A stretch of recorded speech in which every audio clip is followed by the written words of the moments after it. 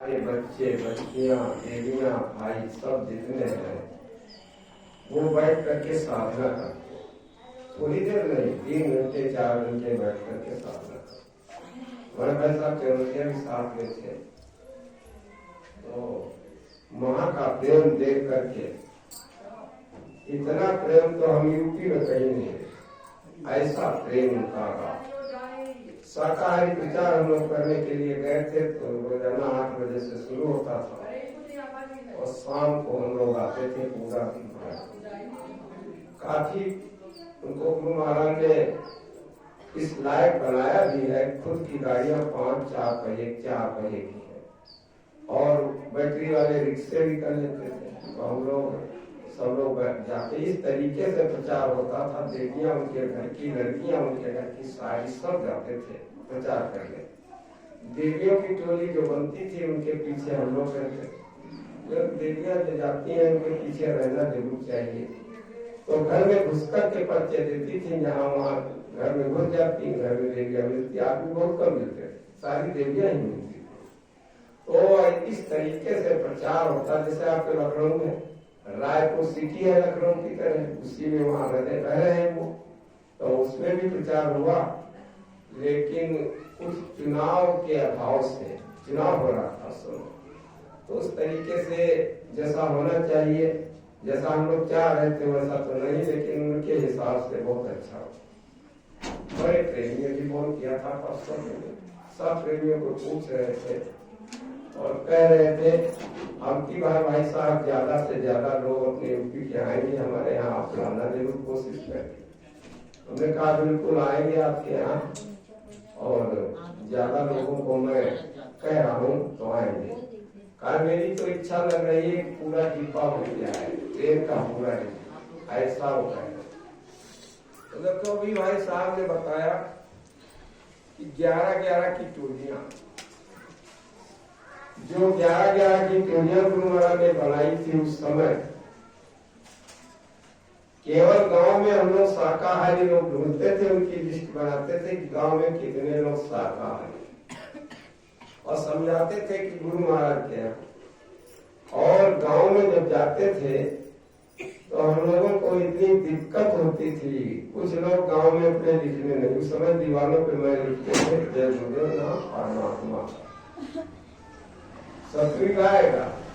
इस तरीके से गेहूं के डिब्बे हम लोगों के साथ रहते थे, और 11 लोग रहते थे। अपना बिस्तर, अपने बर्तन, अपना राशन सब बांध के साइकिलों पे चलते थे। किसी के घर में लेते नहीं घुसते, ज्यादा से ज्यादा कहीं अगर टिके रात में तो उससे ईंधन करने की जरूरत पड़ जाती थी तो गाँव में मान लेते, नहीं तो हम लोग सब अपना रखते थे। गुरु महाराज ने कहा अपना लेकर के, यहाँ तक कि है हम लोगों के पास बाल्टी भी बंधी रहती थी उसमें साइकिल। तो इतनी किल्लत, इतनी दिक्कत होती थी उस समय बताने में। अभी मैं छत्तीसगढ़ को गया, वहाँ 6 तारीख 8 7 तारीख से लेकर के 14 तारीख तक प्रचार चला, लेकिन एक आदमी भी कोई ऐसा नहीं मिला जो हम लोगों की खिलाफत करता है या हम लोगों से मिलता। जिसको बता दिया जाता था खाते पीते तो जरूर थे वहाँ, लेकिन सब लोग मानते थे और दौड़ करके पर्चे लेते थे। तो हमारे यूपी में तो इतनी दिक्कत इन्हीं प्रचार करने में हुई है। हमारी टोली आपके इस लखनऊ की तरफ आई, यहाँ उधर उन्नाव की तरफ गई, सखीपुर में गुरु महाराज का कार्यक्रम था। कोई ऐसी पुलिया सड़क में नहीं थी जिसमें लिखा न होता जय गुरुदेव नाम परमात्मा। कोई ऐसा पेड़ नहीं था जो हम लोगों ने छोड़ा होता उसमें लिखा होता जय गुरुदेव नाम परमात्मा। अभी वो गंज मुरादाबाद में हम लोग शाम को प्रचार कर रहे थे, और शहर में जब घुसे कस्बे के अंदर, जब हम लोग उधर से वापस हुए, थोड़ा अंधेरा हो गया था, अंधेरी रात थी, तो हम लोगों की टोली आगे बढ़ी, तो पीछे से उन लोगों ने ईंट उठा करके हम लोगों के ऊपर फेंका, और सड़क के ऊपर दौड़ती हुई ईंट हम लोगों की तरफ आ रही थी। हमने कहा भाई साहब बच्चों, हमारे साथ में लोग थे, तो ऐसी ऐसी किल्लत हम लोगों को हुई। और गुरु महाराज ने इतनी बड़ी मेहनत किया हमारे आपके बीच में, तब उनको हम आपको उन्होंने पकड़ा। चलो कोई बात नहीं, कोई नया नाम आता है तो कुछ न कुछ कठिनाई होती है।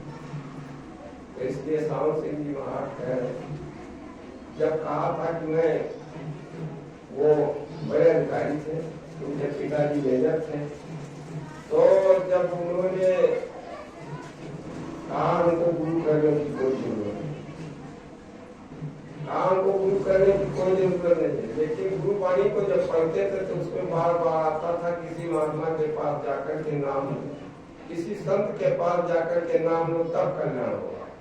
तो कहा जब मैं पढ़ता था तो ये बार बार उसमें आता था, तो हमने कहा भाई गुरु को करना जरूरी है। लेकिन तमाम सोसाइटी में गया, कहीं सेक्रेटरी बनाया गया, कहीं सोसाइटी का अध्यक्ष बनाया गया, इस कहीं अभाव से मैं नहीं लौटा। अगर भंगियों की कमेटी में भी हमें बुलाया गया, वहां भी मैं गया। यानी बगिया में फूल भी होते हैं और कांटे भी होते हैं। जब जाओगे बाग के अंदर घुसोगे, जंगल में घुसोगे तो तुमको फूल भी मिलेंगे, कांटे भी। तो कहा हम जब गए जाते थे वहां, तो एक बार तमाम संत मिले जिंदगी में, तमाम साधुओं से मिलने का मुझे बड़ा शौक था। और साधुओं की टोली में जाते थे, साधुओं के पास बैठते थे, उठते थे, उनकी सेवा करते थे। और जब सेवा करते थे भाव भी था और भय भी था। भाव भी होना चाहिए और भय भी होना चाहिए। भाव और भय जब तक दोनों नहीं होंगे तब तक भगवान की याद, गुरु की याद नहीं। भाव नहीं, प्रेम होगा और भय, डर भी होगा। प्रेम और डर दोनों ही चाहिए। तो सावन सिंह जी बता रहे थे कि देखो, जब मुझे कोई संत नहीं मिला तो एक बार मैं जब यहाँ से बदल करके मरी पहाड़ पे गया, तो वहाँ संतों से मिलने का तो शौक था ही। तो एक लंगोटी पहने हुए नंगा बिल्कुल वैसे निहंग संत बैठा हुआ था। तो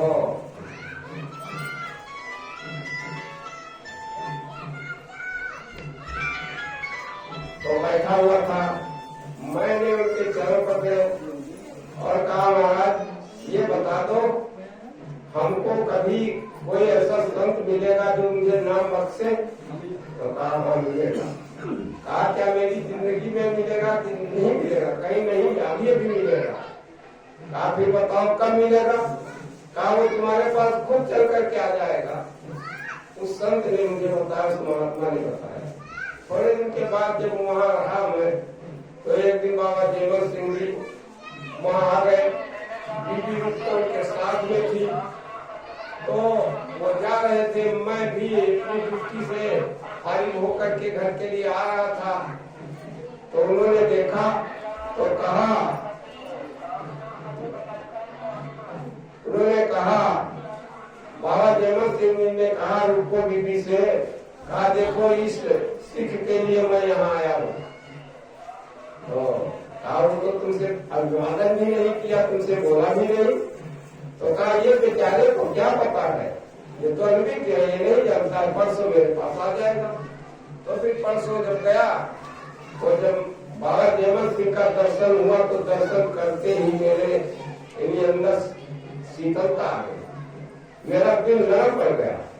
संत को देखते ही, जैसे आप दरबार में जाते थे, मथुरा में जाते थे, इतना भी आप परेशान यहाँ घर से, इतना भी दुखी होकर के जाते, जहाँ आश्रम में पहुंचते गुरु महाराज का जो दर्शन करते, सारी दुख जो है सब खत्म हो जाते इस तरीके से।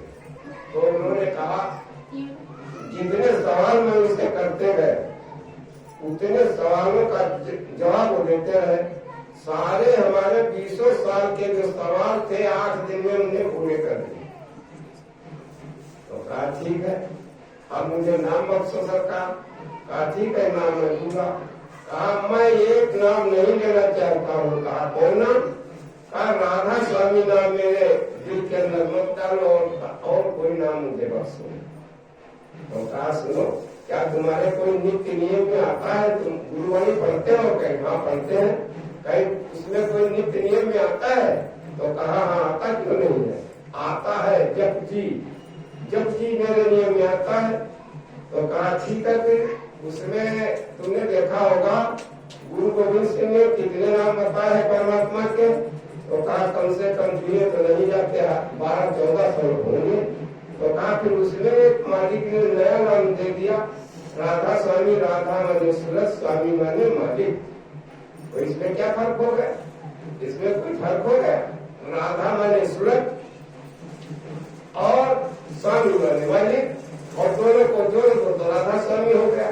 सूरत और मालिक जब जुड़ेगा नहीं, जब मिलाप नहीं होगा जब तक, तब तक कैसे हमारा बंधु बनेगा? तो कहा ठीक है, जो उन्होंने बात बख्शी हमको वो हमको मिल गई। उसके बाद में फिर हम अपना ध्यान भजन कर लेंगे।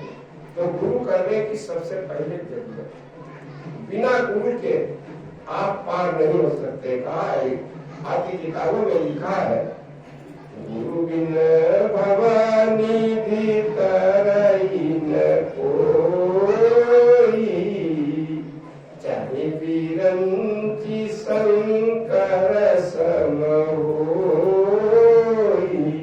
गुरु के बिना इस संसार सागर से आप पहाड़ की जीवात्मा बिना गुरु के पार नहीं हो सकते। क्यों? आप मनुष्य शरीर में आए हैं केवल भजन करने, मान करके लाए संतों ने जीवात्मा को केवल भजन करने के लिए। लेकिन यहाँ क्या हो गया? यहाँ मेले में फंस गए। कैसे फंस गए मेले में? जैसे बाप अपने बच्चों को मेले में ले जाता है और वो उंगली पकड़े लिए जा रहा है छोटे छोटे बच्चों को। मेले के अंदर जब घुसा तो गया था मेला दिखाने के लिए, वहाँ पूजन करने के लिए। खास चीज तो ये थी, लेकिन बच्चों को साथ में ले गया उंगली पकड़े, और जो मेले में घुसा तो उसने बच्चों ने देखा तरह तरह के खिलौने, तरह तरह के गुब्बारे, तरह तरह के मेले में तमाम तमाशे हो रहे हैं। तो बच्चा तमाशों की तरफ मुड़ गया और बाप की उंगली छूट गई। वो तमाशे में मग्न हो गया। पिता जो था वो भी, अब पिता बच्चों को ढूंढ रहा है, बच्चे भी नहीं मिल रहे, रास्ता बच्चे भूल गए कहाँ को जाए। इसी तरीके से हमको भेजा यहाँ गया। वो मालिक जिसने भेजा हम आपको, उसने कहा मैं थोड़े दिन के लिए इसकी भक्ति में यानी प्रसन्न होकर के मैं सूरत को इसके हवाले, तुमको इसके हवाले कर रहा हूँ। लेकिन याद रखना, इस शब्द की डोरी पे चढ़ करके अपने देश को एक दिन आ जाए, ये वादा करके हम आ पाए। शब्द की डोरी पे नहीं, भजन करके शब्द की डोरी पे चढ़ के अपने दरबार को हमको पहुँचना, सतलोक को, जहाँ के वासी गुरु महाराज है, वहीं के वासी आपकी जीवात्मा। और हम भूल गए, उसी भूल में पड़े, और वो भूल भुलैया में पढ़ते पढ़ते जा रहे, सारा संसार डूबता चला जा रहा। किसी को नहीं, अभी भाई साहब ने बताया तमाम लड़ाइयां हो रही हैं और इतने कत्लेआम हो रहे हैं, इतने लोग मारे जा रहे हैं। उसका दर्द किसको है? जीवात्मा का दर्द किसको है? दर्द संतों। सारी जीवात्मा, सारी रूहें एक ही भगवान, एक ही मालिक की बनाई हुई है। जब सारी रूहें एक ही की बनाई है, और किसी पिता के 7 बच्चे हैं और साथ में एक को तकलीफ होगी तो पिता को दुख होगा कि नहीं होगा? इस तरीके से सारी रूहें जो है धरती के ऊपर, वो परम पिता परमात्मा उस मालिक की बनाई हुई है।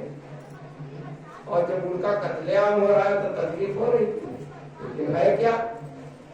अंधविश्वास में पड़कर लोग समझाए नहीं समझ रहे हैं। आप तो भारत के रहने वाले हैं। भारत धर्म भूमि है, कर्म भूमि नहीं है। वो भूमि नहीं है, यहाँ कर्म भूमि है। आप करोगे तो मिलेगा और करोगे तो नहीं कुछ मिलेगा। घर में जब तक खाना बनेगा नहीं तो भोजन पेट कैसे भरेगा? इस तरीके से जब करोगे, करना हमको क्या है? गुरु महाराज ने साफ लफ्जों में आप लोगों को बताया, जिन लोगों ने सुना है वो जानते हैं। गुरु महाराज ने साफ बताया, तुमको घर मकान छोड़ने की जरूरत नहीं है। जंगल में जटा रखा करके और भस्म लगा करके रहने की जरूरत नहीं है। अपने घर में खेती बाड़ी दुकान दफ्तर का काम मेहनत और ईमानदारी से, आए गए की सेवा, बीवी बच्चों की सेवा, आए गए का सत्कार, और 24 घंटे में कम से कम 2 घंटे, 1 घंटा सुबह 1 घंटा शाम, कम से कम। इससे ज्यादा समय आप दे सकते हो तो कोई बात नहीं, ज्यादा दो, कम से कम 1 घंटा। उस समय में तुम्हारा कोई काम का नुकसान, कार्य का नुकसान, खेती बाड़ी का नुकसान, दुकान दफ्तर, आप कितने खाली समय में जब शाम को घर में गए, भोजन कर लो हल्का फुल्का, उसके बाद में 4 पाई पर जब बैठने जाओ तब बैठ करके 1 घंटा में कर, और सुबह उठ करके मैं तो 2 बजे रोजाना जगता हूँ, आज भी 2 बजे जग करके मैं इधर को चला आया, भजन किया, साहब गए, नहाया धोया और थोड़ा भजन किया, भजन करने के बाद इधर को चल दिया। तो बैठ करके आप रियाज बना दोगे तो जैसे भोजन करने की रुचि बन जाती है, भूख लग जाती है, प्यास लग जाती है। अगर आपने अपनी मर्यादा के हिसाब से भजन करने का आपने वो डाल दिया महरवा, तो आपको बिना भजन किए चैन नहीं पड़ेगा। जब तक आप बैठेंगे नहीं तब तक चैन नहीं पड़ेगा। कहेंगे हम जब तक भजन नहीं कर लेंगे तब तक भोजन नहीं करेंगे। शाम को बैठ जाओ थोड़ी देर, और थोड़ी देर सुबह। आपका गुरु महाराज ने कहा अगर आपने 10 रुपए का काम कर डाला तो तुमको 10 दुगुना 100 रुपए का मैं दूंगा। मैं किसी का एक पानी गिलास नहीं पीता हूँ, मैं लेता हूँ, सबकी मजदूरी में बराबर देता हूँ। जब ऐसा समर्थ आपको मिला है तो उस पर विश्वास करना बहुत जरूरी। जय गुरुदेव। सेवा जैसे भय और भाव जब नहीं होगा तब भजन भी नहीं बनेगा। सबसे पहले सत्संग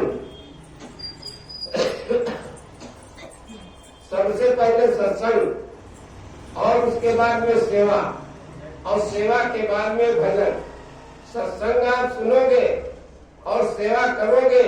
जब सेवा करोगे तो आपका मन जो है कमजोर पड़ेगा और सूरत जो है जीवात्मा बनती होगी सेवा करने से। और सत्संग सुनोगे तो आपके कानों में जो बचन पड़ेंगे उससे नम्रता आएगी। उसके बाद में जब भजन पे बैठोगे तो आपका भजन बनेगा। सबसे पहले सत्संग के बाद सेवा के बाद भजन।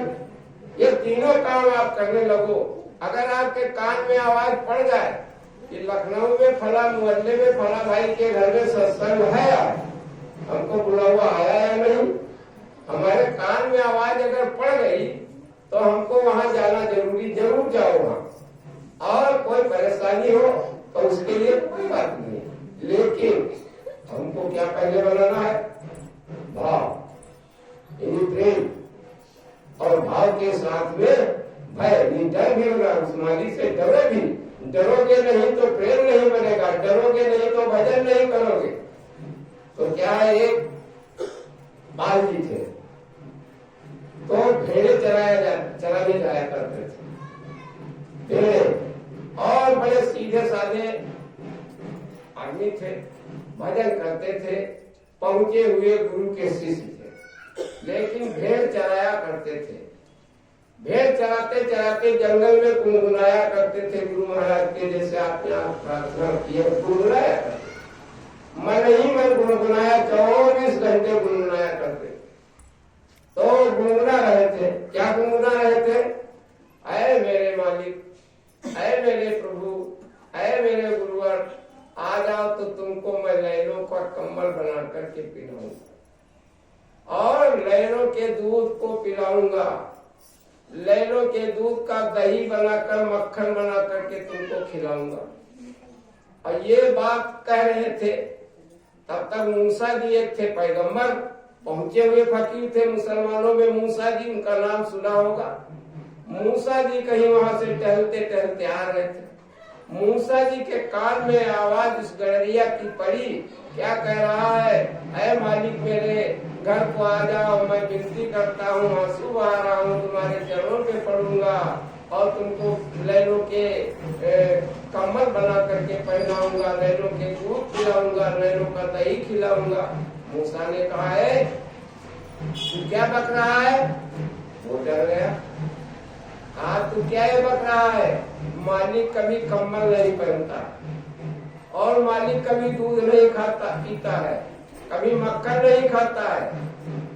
अब वो चरणों पे मूसा की देखी पड़ा दिया, रोने लगा, सरकार मुझे माफ कर दो, आप तो अच्छे महात्मा हैं और मैंने जो कह दिया है गलती हो गई, मेरी गलती को माफ कर दो, माफ कर दो। इतना गिड़गिड़ाया, इतना रोया, उनके चरणों में पड़कर खैर उन्होंने छोड़ा, कहा खैर कोई बात नहीं, अब ऐसी गलती मत करना। असल में वो कह रहा था अपने मालिक के प्रेम में विरह में रो रहा था। मूसा जी ने उसको डांट दिया। तो जब वो रोया, जब शाम को घर को गया तो घर में क्या रोता है बैठा बैठा, आज मैंने प्रभु के लिए, अपने मालिक के लिए बड़ी भूल कर दी, मैंने वो कलाम कह डाले जो कुफर के थे, मुझे माफ कर दो मालिक, माफ कर दो, मैं आपसे विनती करता हूँ। रो रहा है बैठा बैठा। बच्चा है, पिताजी आप बड़े सुस्त हैं, क्यों बैठे हैं, क्या बात हो गई? कहा बेटा कोई बात नहीं, बड़ी भूल हो गई, मैं अपने मालिक के लिए बड़े गलत कलाम कह दिए। तो कहा कोई बात नहीं, उसके लिए माफी मांग लो। कहीं नहीं बेटा, माफ कैसे होगा, जब तक वो मालिक नहीं कहेगा तब तक माफ। कहा अच्छा चलो भोजन, कहा भोजन कुछ नहीं करूंगा बेटा, मुझे इतने बड़ी भूल हमसे हो गई। रो रहा है बैठे बैठे, न भोजन किया न पानी पिया, रात भर रोया मालिक के लिए। मालिक ने उनकी फरियाद को सुना और जाकर के मूसा जी को डांट दिया, कहा है मूसा तूने मेरे भक्त को इतना सता दिया। एक कोई ऐसा भक्त है जो विरह से लगा हुआ था, मैं लहरों की का कमर भी पहनता हूँ, मैं दूध भी खाता हूँ, मैं मक्खन भी खाता हूँ, तूने ऐसा उससे क्यों कर दिया? मूसा जी उस परमात्मा की आवाज आई ऊपर से, तूने ऐसा क्यों कर दिया? तो कहा जाओ जाकर के जब तक उसके चरणों पे नहीं गिरोगे, उस पाल के गड़रिया के चरणों में, उस भक्त के चरणों में नहीं गिरोगे, तब तक तुमको माफी नहीं मिलेगी। जाकर सुबह मूसा गए और जाकर के वो गड़रिया मूसा को देखा, देखकर दौड़ करके घुटनों पर टेक करके चरणों पे गिरने लगा। नहीं नहीं, मुझसे बहुत भूल हो गई भक्तराज, मुझे बहुत भूल हो गई, मैंने भूल कर दिया, मैंने तुमको डांटा है, ये मेरी ही गलती है।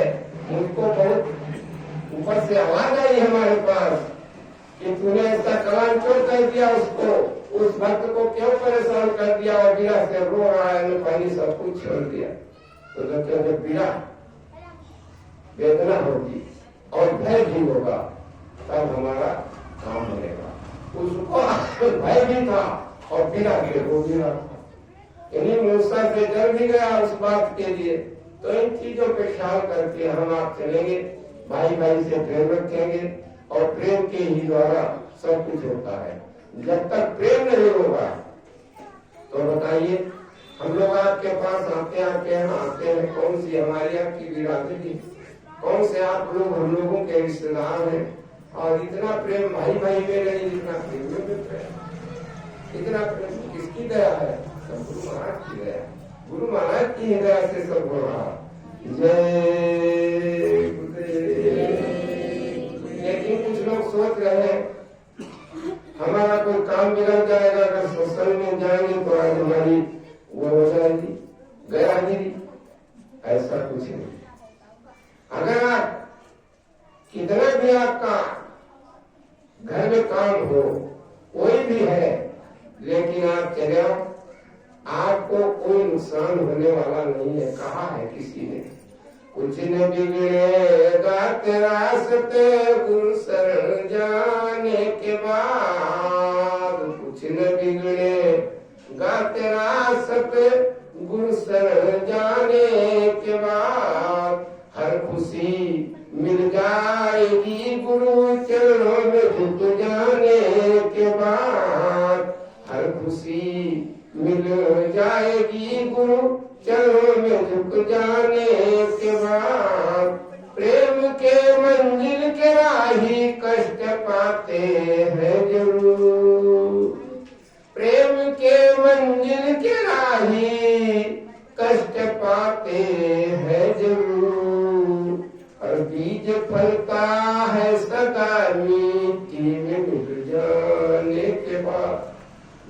फलता है सदा मीठी मिल जाने के बाद।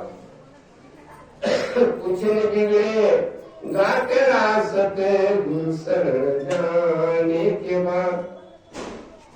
कुछ न बिगड़े गाते रास्ते गुलशन जाने के बाद। सुरखुरू होता है इंसान ठोकरे खाने के बाद। अगर आप जा रहे हैं सीधे सीधे और कहीं पैर में जब ठोकर लग गई तो वहां खुल जाती, देख देख कर चलेंगे। सुरखुरू होता है इंसान ठोकरे खाने के बाद। और रंग लाती है हिना पाथर पे टिस जाने के बाद। मेहंदी का रंग कैसा होता है? हरा होता है। मेहंदी के पत्तों का रंग हरा होता है और जब आप लोग उसको तोड़कर पत्थर पे घिसते हैं तब उसका रंग कैसा आ जाता है? लाल लाल। सुरखुरू होता है इंसान ठोकरे खाने के बाद। और रंग लाती है हिना पत्थर पे टिस जाने के बाद। कुछ न बिगड़े गाते रास्ते गुलशन जाने के बाद। कुछ ने फूल से पूछो जरा अब किस तरह आई बहार। फूल से पूछो जरा। फूल बाद में फूल खिलता है, पहले कांटों पे आता है। पंखुड़ी में जब आता है तब इसके पीछे कांटे हो। फूल खिलता फूल से पूछो जरा अब किस तरह आई बहार। रात भर कांटों पे सोया डाल परवाने के बाद। रात भर कांटों पे सोया डाल परवाने के बाद। कुछ न बिगड़े गाते रास्ते गुलशन जाने के बाद। हर खुशी मिल जाएगी गुरु चरणों में झुक जाने के बाद। देख कर काली घटा को अय भक्त होता क्यों निराश। और देख कर काली घटा भक्त होता क्यों निराश।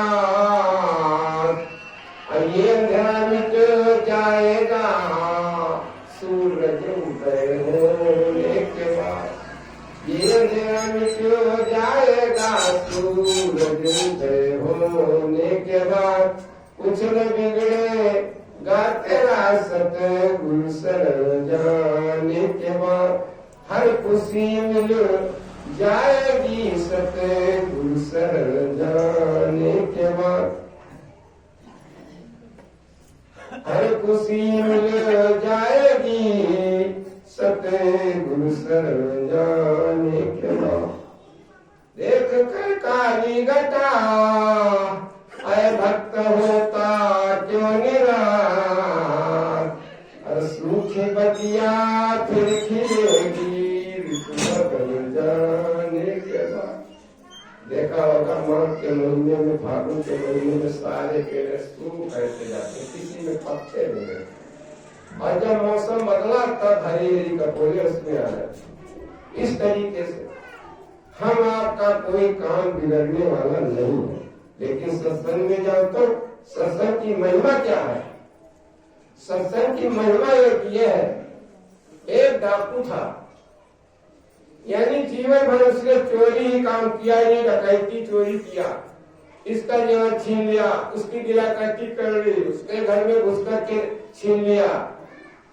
भजन वजन करना कभी कुछ नहीं। जब उसका मरने का समय आया तो यमराज उसको बड़ी तकलीफ दे रहे। अपने बच्चे को बुलाया, कहा है बेटा ये बताओ जो मैं काम किया है वो तुम करना चाहते हो कि तुम मानवता करोगे, भजन करोगे, पूजा करोगे, महात्मा बनोगे, क्या करोगे? खेती बाड़ी करोगे, दुकान करोगे, दफ्तर करोगे, क्या करोगे ये भी बताओ।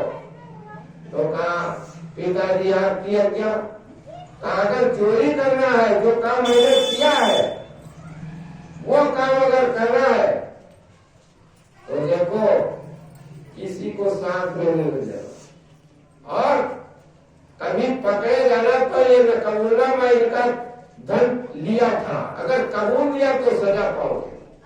अपनी जुबान से कभी न कहना। और अगर चोर बनना तो कहीं अगर सत्संग हो रहा है वहां मत जाना, कहीं धर्म कथा हो रही वहां मत जाना, धर्मशाले और मंदिर में मत जाना, पूजा घर में मत जाना। कहा सत्य वचन पिताजी ने तो प्राण छोड़ दिए। और उसके बाद में लड़का उनका सब काम क्रियाकर्म करने के बाद जब फारिग हुआ तब सोचा कि अब कुछ खर्चा भी हो गया है, कुछ किया जाए। तो पिताजी ने जो बताया वही काम किया जाए। तो उसने चोरी करना शुरू कर दिया, धीरे धीरे चोरी करना शुरू कर दिया। करते करते चोरी एक दिन एक साहूकार के घर में ताला तोड़ने पहुंच गया। साहूकार अंदर से जग रहा था। पहरा लगा रहे थे सरकारी पुलिस के लोग। गांव वाले भी भयभीत थे चोरों से, वो भी जग रहे थे। जब ताला तोड़ने की आवाज आई तो अंदर से साहूकार जग पड़ा और छत के ऊपर से जाकर के बोला, चोर आ गए चोर। बोला तो सब गांव मोहल्ले के सब लोग जग पड़े और दौड़े लाठी डंडा लेकर। उधर से पहरेदार भी दौड़े। अब वो चोर भगा तो चारों तरफ भाग रहा है, जिधर भाग करके जा रहा है उधर से आवाज जा रही, पकड़ो पकड़ो पकड़ो। उधर से भागता है तो इधर से पकड़ो पकड़ो की आवाज। भागता भागता भागता भागता कहीं ठिकाना नहीं लगाए। तब जैसे आपके घर में सत्संग हो रहा, शाम को एक जगह सत्संग हो रहा, तो कहा पिताश्री ने कहा था सत्संग जहाँ हो वहां मत जाना, लेकिन आज मैं बचूं तो कैसे बचूं? तो सत्संग में चला जाऊंगा, वहां बच जाऊंगा, नहीं तो आज मैं पकड़ा जरूर जाऊंगा। तो भागते भागते गया, धीरे से पीछे से बैठ गया। सत्संग हो रहा था तो वहां एक निशान आया जो बोल रहा था वहां पर संदेश बाहर। उसने कहा, देखो देवी देवताओं के कोई परछाई नहीं होती। जो देवी देवता दुनिया के अंदर है इनकी कोई परछाई नहीं होती। तो कहा थी, उसने कान में उंगली डाल लिया। कहा मैं सुनूंगा नहीं, अपने बचने के लिए सत्संग में आ गया। कान में उंगली डाला, परछाई हो या न हो लेकिन मैं सुनूंगा नहीं, ऐसा कान में उंगली डाल दिया। लेकिन कहाँ तक कान में उंगली डाली जाएगी? माइक जब लगा है, आवाज आ रही है, कितना भी कान बंद करो फिर भी आवाज अंदर घुसेगी कि नहीं? शब्द तो घुसेगा। और शब्द घुस गया सत्संग का, देवी देवताओं की परछाई नहीं होती है। अब उसने सुना। खैर तहकीकात हुई, सिपाही लोग वहां आ गए, पूछा ये किसके साथ है? तो उन्होंने कहा मेरे साथ। ऐसे सबकी तलाशी हुई, सब लोग पूछे तलाशे गए। सब पूरी तहकीकात जब हुई तो चोर के पास गया, कहा तुम किसके साथ में है? पड़ोस वाले से पूछा क्या तुम्हारा साथी? उन्होंने कहा ना मेरा साथी नहीं। इधर वालों से पूछा, कहा ना मेरा साथी नहीं। चारों तरफ के लोगों ने बता दिया है मेरा साथी नहीं। पकड़ा गया। चलो तू आकर के इसमें चोरी करने गया था, तो इसमें संसद में आकर के बैठ गया छिपने के लिए। सिपाहियों ने मारा पीटा, बता तू चोरी करने गया था? बहुत मारा गया, लेकिन उसने नहीं कहा कि मैं चोरी करने गया। दरबार में पेश किया गया, वहां भी उसकी पिटाई हुई। कहा मैं चोरी करने सरकार नहीं गया था। पिता ने कहा था कबूलना नहीं तो तुमको सजा मिल जाएगी। कबूला नहीं भी, बहुत मारा गया। तो जाकर के उसको जेल खाने में बंद कर दिया गया। अब उस बादशाह ने कहा इसकी तहकीकात कैसे हो, सच्चाई कैसे निकले? जब तक उस समय जब तक अपने जुबान से नहीं सकता तब तक उसको सजा नहीं दी जा सकती। या तो पक्की शहादत मिले, कोई गवाही मिले। तो अब सभा ने कहा बताओ वो आदमी बंद है, इसके अंदर छोड़ा जाए कि उसको सजा दी जाए, किस बूथ पे सजा दी जाए? कोई साक्ष्य तो मिल नहीं रहा है और कबूलता भी नहीं है, तो कैसे सजा उसको दी जाएगी? तो कोई इस बात के लिए बड़े बड़े लोग उसमें बैठे थे, ज्ञानी लोग, किसी ने ये बात नहीं कही कि मैं उससे तहकीकात कर लूं, लेकिन नहीं, वहां बहुरूपिया लोग रहते थे उस नगर में। तो एक बहुरूपिया औरत आई, वो भी बैठ गई, हाथ जोड़ करके खड़ी हो गई, सरकार मैं इस राज को खोल दूंगी। कहा ठीक है तुम खोलो, कहा मुझे पहले कुछ धन चाहिए तैयारी करने के लिए। उसको आदेश हुआ इसको पैसा टका दे दिया जाए, उसको धन दिया गया। जाकर के उसने अपना भेष बनाया बहुरूपिया का। किसका भेष बनाया? देवी मैया का। 4 बाहें बनाई और बड़ी जबान लगाई, नीचे को लटक रही है। खप्पर लिया, खप्पर में मसाल बनाई जलती हुई, 4 बाहें, और एक रथ पे बैठी, लकड़ी का उसने एक घोड़ा जैसा बनाया, उस पे बैठ गई। पीछे से इशारे से लुका दिया, लोगों ने चल दिया। चल करके गई, सिपाही लोग दरवाजे पे बैठे हैं, सिपाहियों से उसकी यानी कहावती हो गई, मुलाकात हो गई, जब मैं जाऊंगा तो फाटक आप लोग खोल देना। तो वो बहुरूपिया देवी का भेष बना करके उस चोर को यानी छानबीन करने जा रही थी।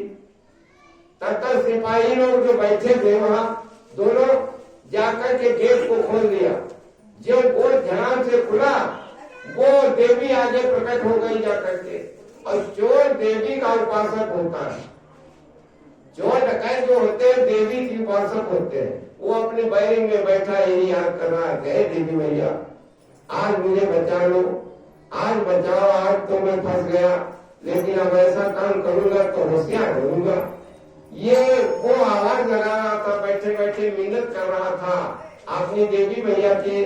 तब तक ये मसाल जगाती हुई वो जाकर के पहुंच गई सामने। कहा देख भक्तराज, तूने मुझे याद किया, मैं तेरे सामने खड़ी हूँ, मैं देवी हूँ। आज मुझे तू बता दे, तेरी बंदी छुड़ाने के लिए तूने मुझे याद किया तो मैं आ गई, और तू मुझको सच सच बता दे, तू चोरी करने गया था कि नहीं गया था। अब वो सोच रहा है ये तो देवी मैया सामने वास्तव में आ गई, अब इसको तो बता ही देना चाहिए, नहीं तो हमको छुड़ाएगी नहीं। तो बताने वाला ही था कि मैं बता दूं उसको सच सच मैं चोरी करने गया था। तब तक उसकी मसाल जो जल रही थी उसकी परछाई इधर पड़ रही, मसाल इधर जल रही थी और उस देवी की परछाई इधर थी।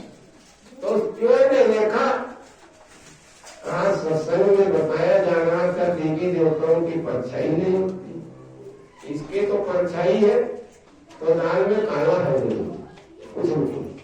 वो बताने ही वाला था, फिर परछाई को देख करके वो चुप हो गया और हाथ जोड़ करके बोला, ये देवी मैया मैं चोरी करने नहीं गया, जो कह दिया, मैं चोरी करने नहीं गया था।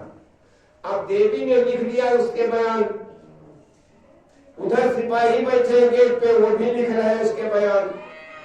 दोनों के बयान सवेरे पेश हुए बादशाह के पास। सरकार चोर रही है, वो चोरी करने नहीं गया था, सिपाहियों ने भी अपना मजमून दिया और देवी ने भी अपना मजमून दिया और बहुरूपिया ने भी अपना मजमून दिया, ये चोरी करने नहीं गया था। आप देखिए, उसने सुना नहीं सत्संग, कान में उंगली डाल दिया और उसके शब्द अंदर को घुस गए। उन शब्दों के द्वारा आओ, सत्संग में इतनी बड़ी ताकत है। दिन भर हम चोरी करते, रात को चोरी करते हैं, फिर भी हमारे बच्चे भूखे रहते हैं।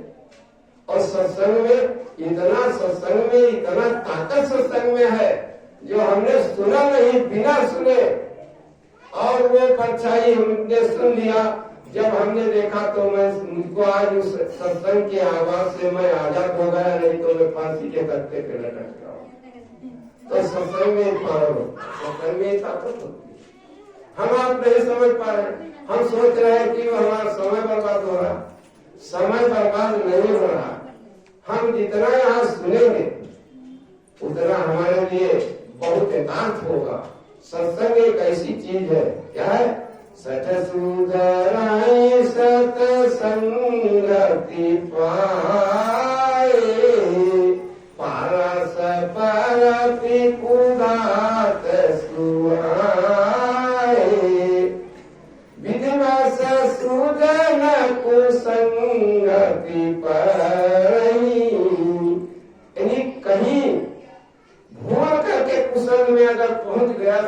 भी तो वहां किस तरह से चमकता है, जैसे सांप की मणि को अंधेरे में रख दो तो अपना प्रकाश करती, उस तरीके से अपना प्रभाव रखता है। कैसे आपको बता दूं, एक रबाया बांसुरी बहुत मुसलमानों में सच्ची पक्की महात्मा थी, लड़की थी, अभी कुंवारी थी, और उसके जवानी चढ़ रही थी, लेकिन वो बहुत खूबसूरत थी, इतनी खूबसूरत थी जहां में उसके समान कोई और दिखाई ही नहीं पड़ा, और भक्त भी बहुत बड़ी थी। देखा, चोरों ने देखा बहुत खूबसूरत लड़की है, अगर इसको पकड़ करके कहीं बेच दिया जाए तो अच्छा पैसा मिलेगा। जैसे अभी मैंने बताया, किसी कारणवश अगर सत्संगी फंस जाता है कुसंग में, तो किस तरीके से वो अपना प्रकाश करता है, वहां दूसरे को सत्संगी बना के लाता है। तो अब उसको क्या किया, चोरों ने पकड़ लिया और ऊपर कोठे पे बेच दिया रंगियों के यहाँ।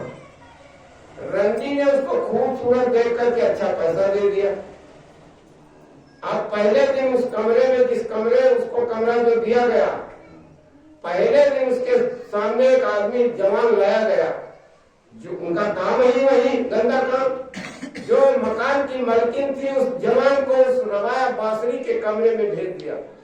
कहा आज अच्छी लड़की आई है, अच्छा पैसा मिलेगा। जाकर के वो जवान रबाया बांसुरी के सामने पहुंचा। रबाया बांसुरी हाथ जोड़ करके प्रणाम किया उसको, और प्रणाम करने के बाद कहा सरकार इस कुर्सी पे बैठ जाइए। वो जवान कुर्सी पे बैठ गया। कहा थोड़ी देर के लिए मैं इबादत कर लूं, अगर आप चाहते हैं तो आप भी बैठ करके इबादत मेरे साथ कर लीजिए। रबाया बैठ करके अपना इबादत करने लगी। वो आदमी भी कुर्सी पर से उतर करके घुटने टेक करके बैठ गया।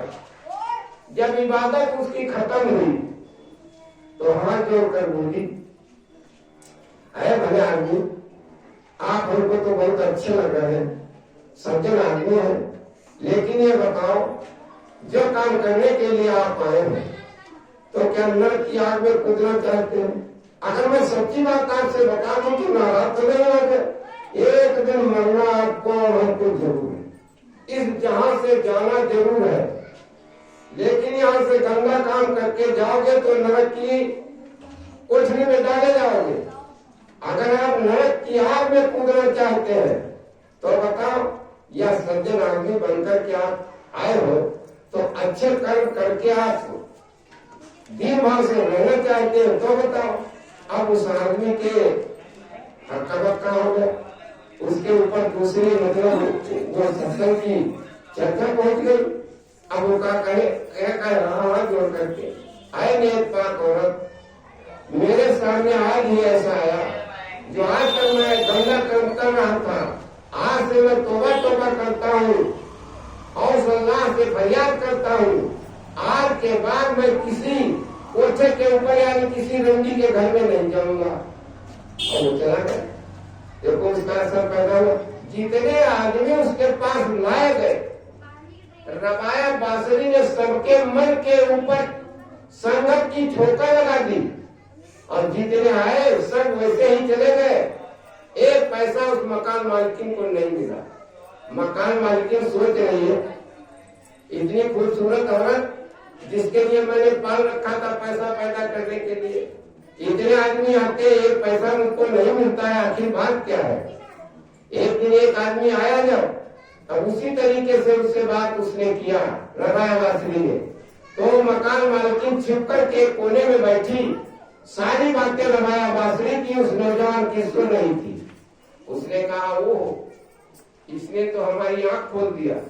इस लड़की को जो मैं गुनाह के धंधे के लिए मैंने खरीदा था, ये तो बड़ा गंदा काम, और हमको कहाँ ठिकाना मिलेगा।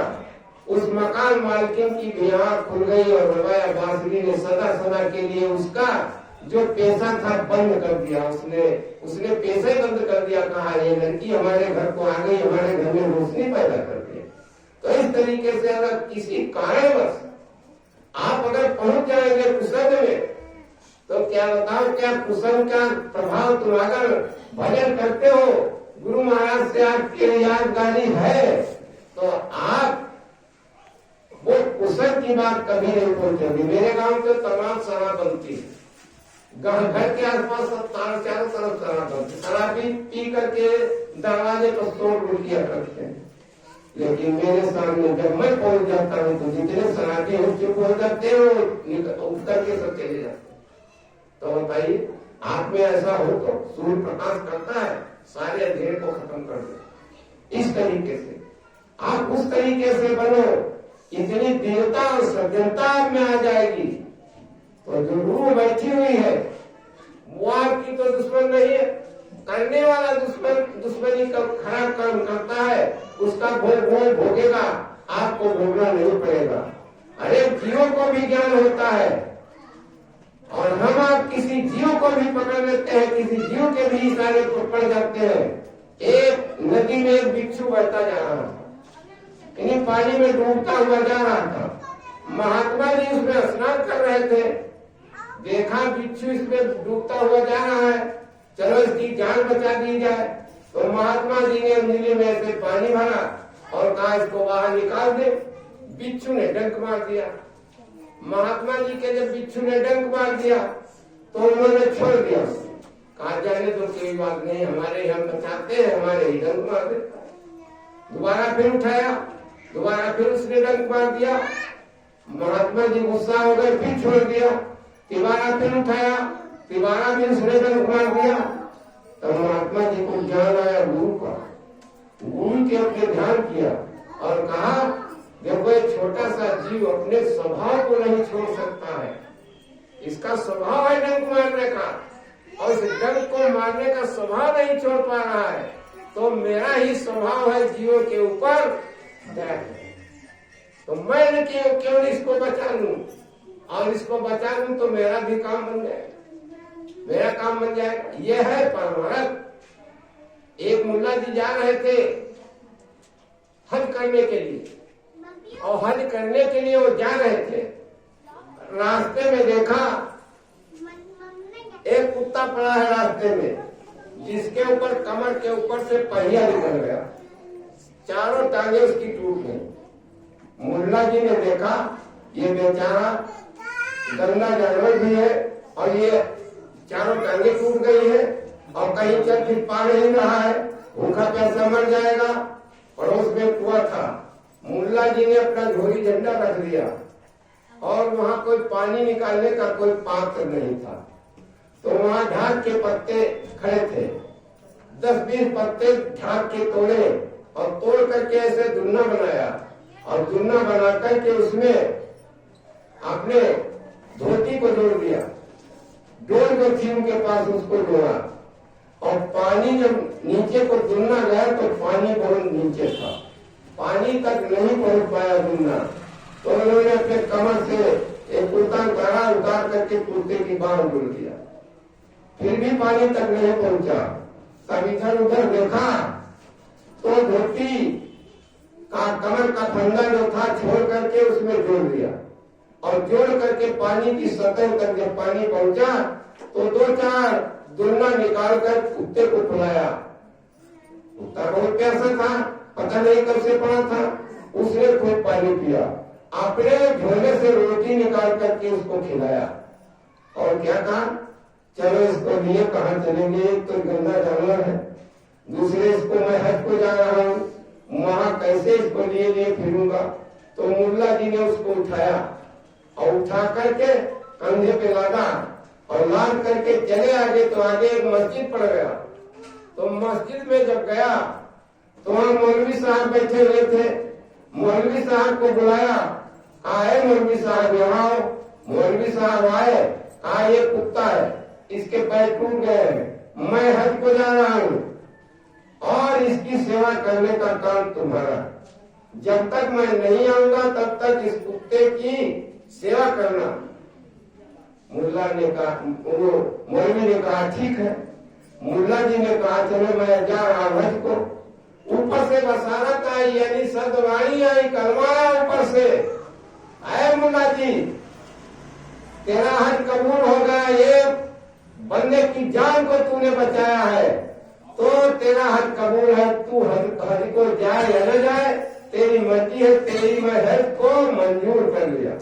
किसी जीव को जब बचा दिया उसने, और यहाँ क्या हो रहा, यहाँ कुर्बानी के नाम से तमाम जीव रोजाना काटे खाने जा रहे, यहाँ ही होगा।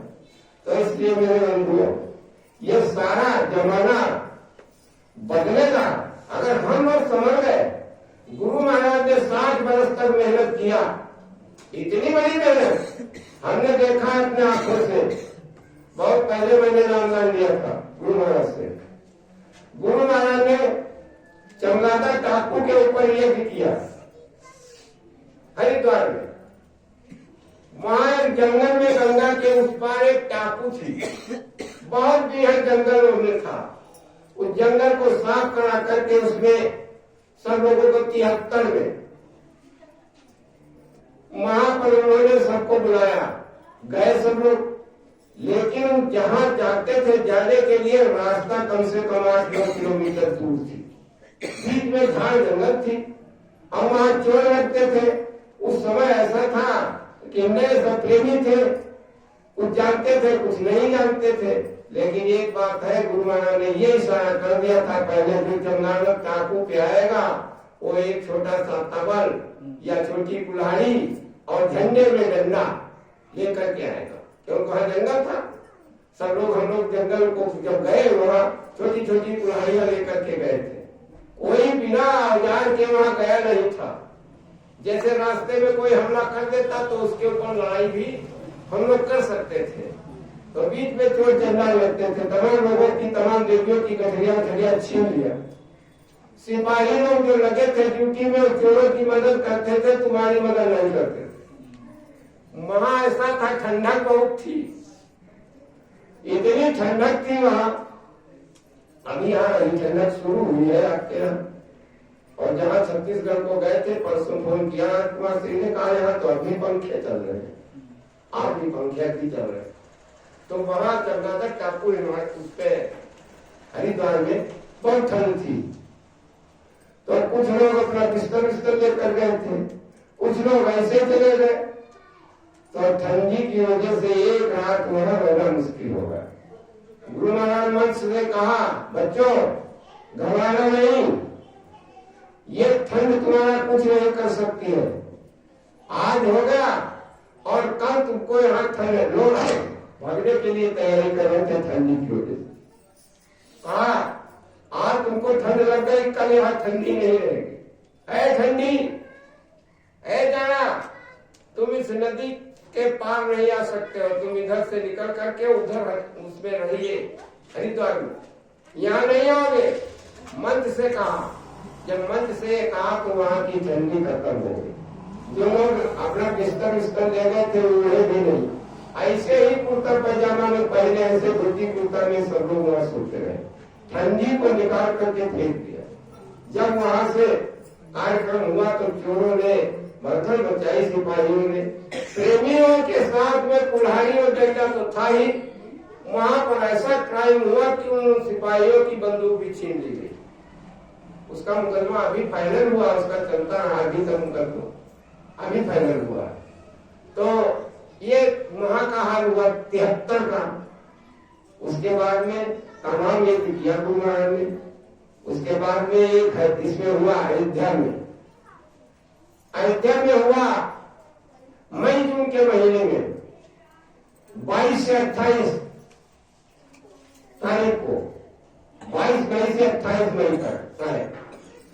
तो वहां इतनी गर्मी थी उस समय, वहां हम लोग गए, इतनी गर्मी के मारे, धूप के मारे बैठा नहीं जाता था। उसके हरिद्वार, उसके अयोध्या के इस पार रेती में वो किया गुरु महाराज ने।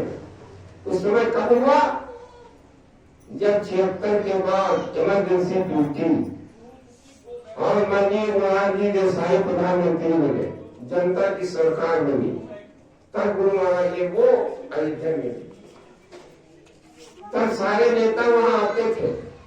पीएम मोदी आए, राजनाथ सिंह गए, यानी अटल बिहारी को छोड़कर वो सभी नेता गए हो। नेताओं के लिए अलग मंच बना दिया गया। स्वामी जी का मंच अलग था और हम लोग खड़े थे लाइन में झंडा लिए। बालू तो थी रेती में, इतनी तपन, नंगे पैर खड़े झंडा लिए। आवाज आ रही है, कोई वॉलंटियर हटेगा नहीं, ड्यूटी पे रहेगा, नेता लोग आ रहे हैं रास्ते से। दोनों तरफ लाइन लगी, नेताओं के स्वागत के लिए हम लोग खड़े। अब इतना प्यास लग रही है। राजस्थान की देवियां घड़ा लेकर के पानी सरजू मैया से भर लाती थी, हम लोगों के पैरों के नीचे डाल देती थी ताकि टचन न लगे पैरों में, और पानी पिला भी देती थी। इतनी तेज गर्मी। गुरु महाराज मंच पे गए, कहा बच्चों घबराना नहीं, घबराने की आवश्यकता नहीं है। और इधर से छोटी सी बदली उठी, मैंने देखा अपने आंखों से, छोटी सी बदली चमचमाती हुई उठी। हमने कहा इधर से बादल ऐसा हो रहा है। हम लोग खड़े, आवाज आ रही खड़े रहना। इतना तेज तूफान आया, नेताओं के जो मंच बने थे सब तितर बितर हो गए। गुरु महाराज का मंच वैसे ही लगा, जितने वो मंच बनाए गए थे सब तितर बितर हो गए। जितनी झोपड़ी बनी हुई थी रावटी की सब फूट गई। इतना तेज पानी बरसा, तो जब हम लोग खड़े रहे भीगते रहे, तो इतना जाड़ा लग रहा था, तो हम लोग कांप रहे थे, ऐसे बांध दिए। कहाँ पैर से जल रहे थे, कहाँ ऐसे हम लोग खड़े।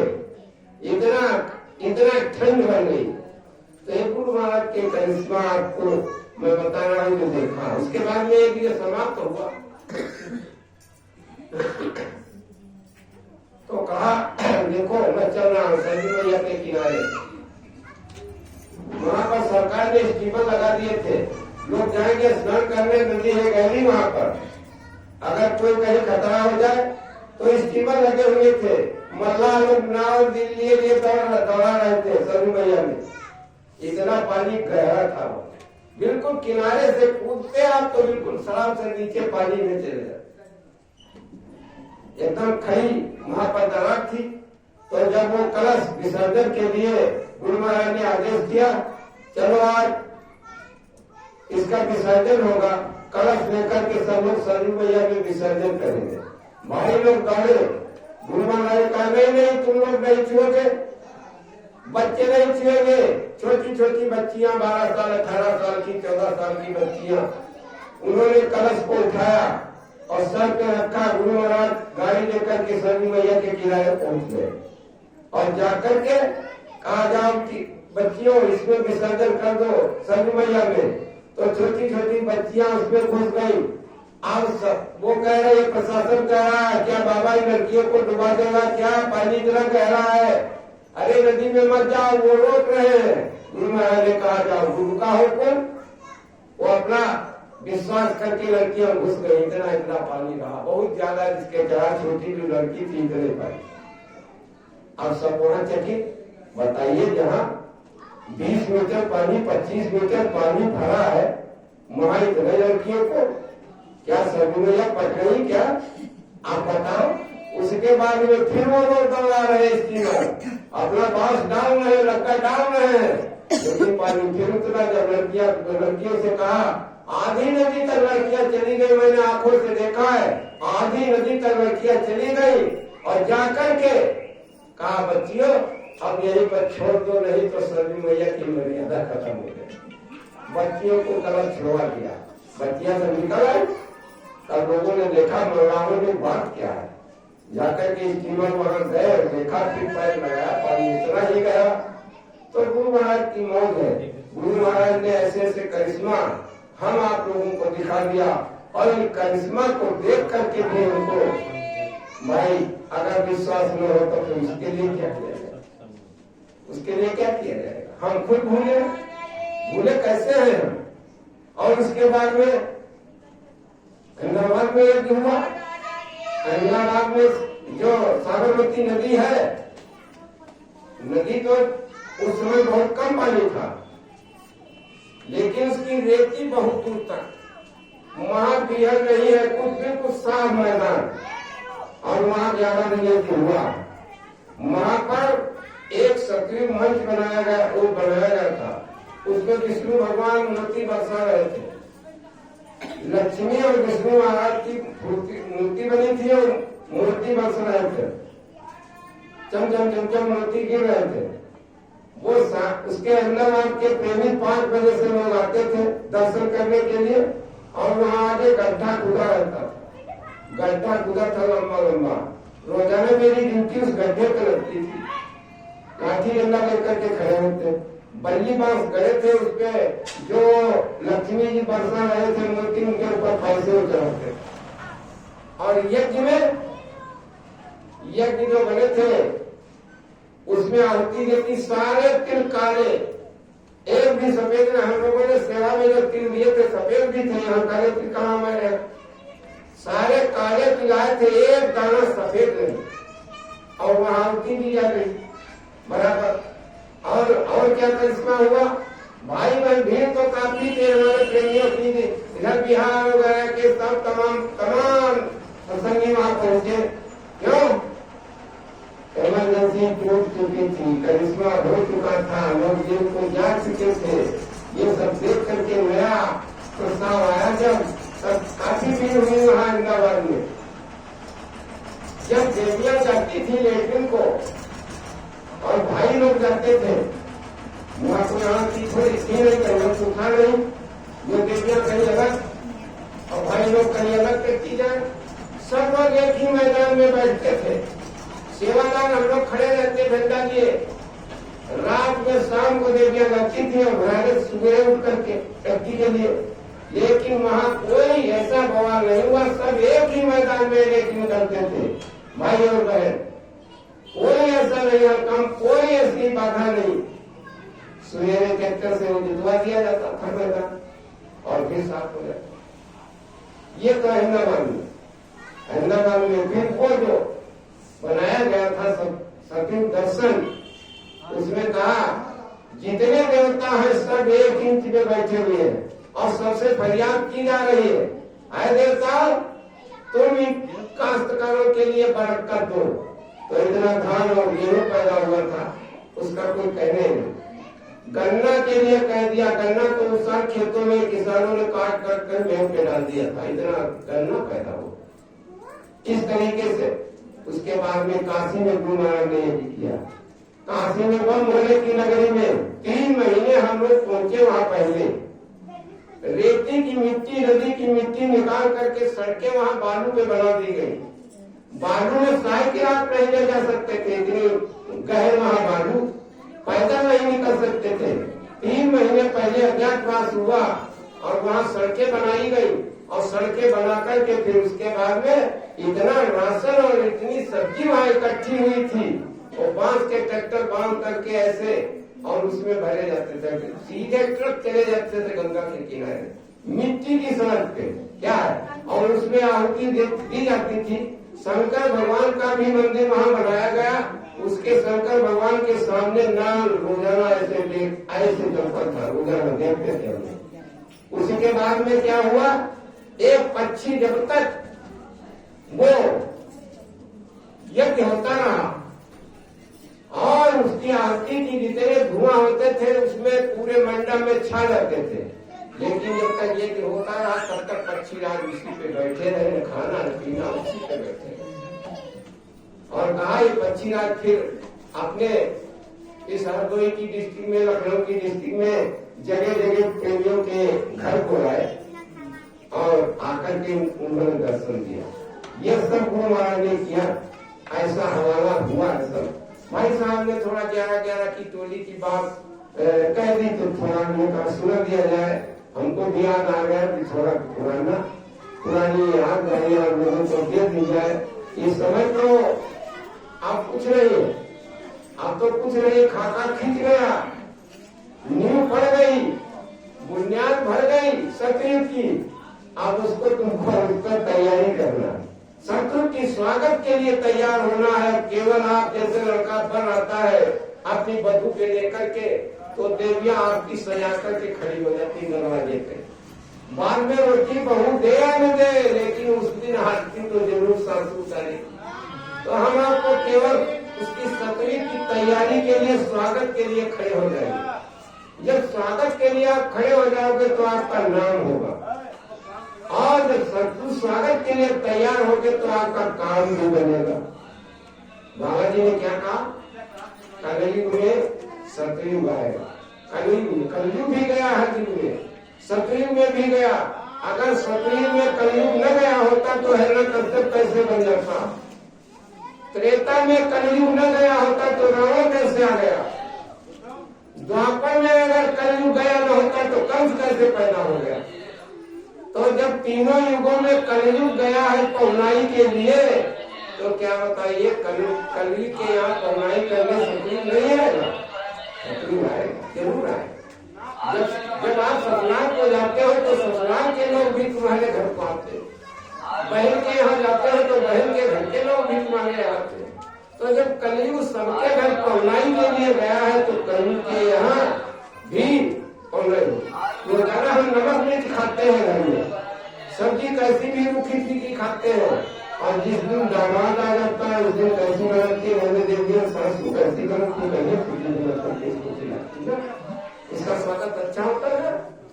साफ कपड़े पहन करके आता है कि गंदे पहन करके आता है। और जिस दिन दामाद आएंगे तो आप भी सुथरे कपड़े पहनेंगे, आपके घर में बस दिखाई पुताई की सफाई हो जाएगी। नहीं तो सतयुग जब आएगा तो उसकी तैयारी आपको सफाई करनी है कि नहीं, गंदे काम के लिए सतयुग नहीं आएगा। और सतयुग जब आएगा तो कलयुग क्या करेगा, अपना जितना सामान है, सत्संग यहाँ हो रहा है, बिस्तर आपने बिछा दिया और बढ़िया फोटो माला लगा दिया, सफाई कर दिया, गुरु महाराज बैठ गए, सत्संगी भी बैठ गए, सत्संग समाप्त हो जाएगा, क्या बिस्तर ऐसे पड़ा रहेगा, समेटा जाएगा, नहीं समेटा जाएगा, समेटा जाएगा, इसको सुरक्षित रखा जाएगा। तो जब कलयुग जाएगा यहाँ से तो अपना सारा सामान जो कलयुगी सामान है सब बांध करके पोटली में नहीं ले जाएगा। तो बताइए आप चिंतित क्यों है, आप कहते रहिए शाकाहारी, आपका ये संपुट है, आप कहते रहिए बाबा जी ने कहा शाकाहारी, शाकाहारी रहे या न कोई रहे उससे तुमसे क्या मतलब है। आपको काम करना है, बिच्छू को निकालना, डंक मारता है मारता रहे, लेकिन वो समय आएगा सारे के सारे जितने कलयुगी लोग हैं, जितने कलयुगी जीव है, जितना कलयुगी सामान है, वो सब लपेट करके अपना चटाई की तरह ले जाएगा। और जब यहाँ से वो ले जाएगा और उधर से सतयुग आएगा तुम्हारे यहाँ बैठने के लिए, तब बीच में इनका टकराव हो जाएगा, आपस में टकराव हो जाएगा। और जब टकराव होगा तब क्या होगा, 20 करोड़ का वारा न्यारा हो जाएगा। गुरु महाराज ने सब बता दिया है पहले ही से, नहीं बताया। जो गुरु महाराज के सनिधि में गए हैं उन्होंने सुना होगा कि वो सब ये सब सामान लेकर के जाएगा, इसके लिए गुरु महाराज ने चिंता मत करो। भजन करने के लिए गुरु महाराज ने कहा हाथ जोड़ करके विनय कर रहा हूं, तुम सब लोग भजन करो, भजन करो या न करो, गुरु महाराज के काम में लगे रहो। गुरु महाराज ने कहा भजन तो मैं करवा लूंगा, भजन करवाने की जिम्मेदारी मेरी है, गुरु महाराज ने कहा। चाहे अच्छे नीचे करो या कैसे करो, भजन तो तुमको करना ही पड़ेगा, इसको कोई रोक नहीं सकता। भजन नहीं करोगे तो उस दरबार में जाने की इजाजत नहीं है। जैसे नारद भगवान भगा दिए गए, विष्णु सुखदेव जी महाराज भगा दिए गए, क्यों भगाए गए, नाम नानी नहीं थे, गुरुमुखी नहीं थे, कहा तुमको यहाँ बैठने की इजाजत नहीं है, तुम यहाँ से निकल जाओ। और सुखदेव जी कौन थे, सुखदेव जी 12 महीने अपनी मम्मी के पेट में रहे और निकलते हुए जंगल को चले गए। इतने ज्ञानी थे और ब्रह्म ऋषि थे, लेकिन उनको अहंकार हो गया मैं तो ब्रह्म ऋषि हूँ। पिता ने कहा राजा जनक को गुरु बना लो, कहा मैं कैसे उनको बनाऊं, वो राजा है, मैं योगी हूँ, वो भोगी है, मैं ब्रह्मचारी हूँ। उनको अहंकार हो गया, जब अहंकार हो गया तो वहां चले गए, विष्णुपुरी को वहां से भगा दिए गए, धक्के मार करके भगा दिए गए।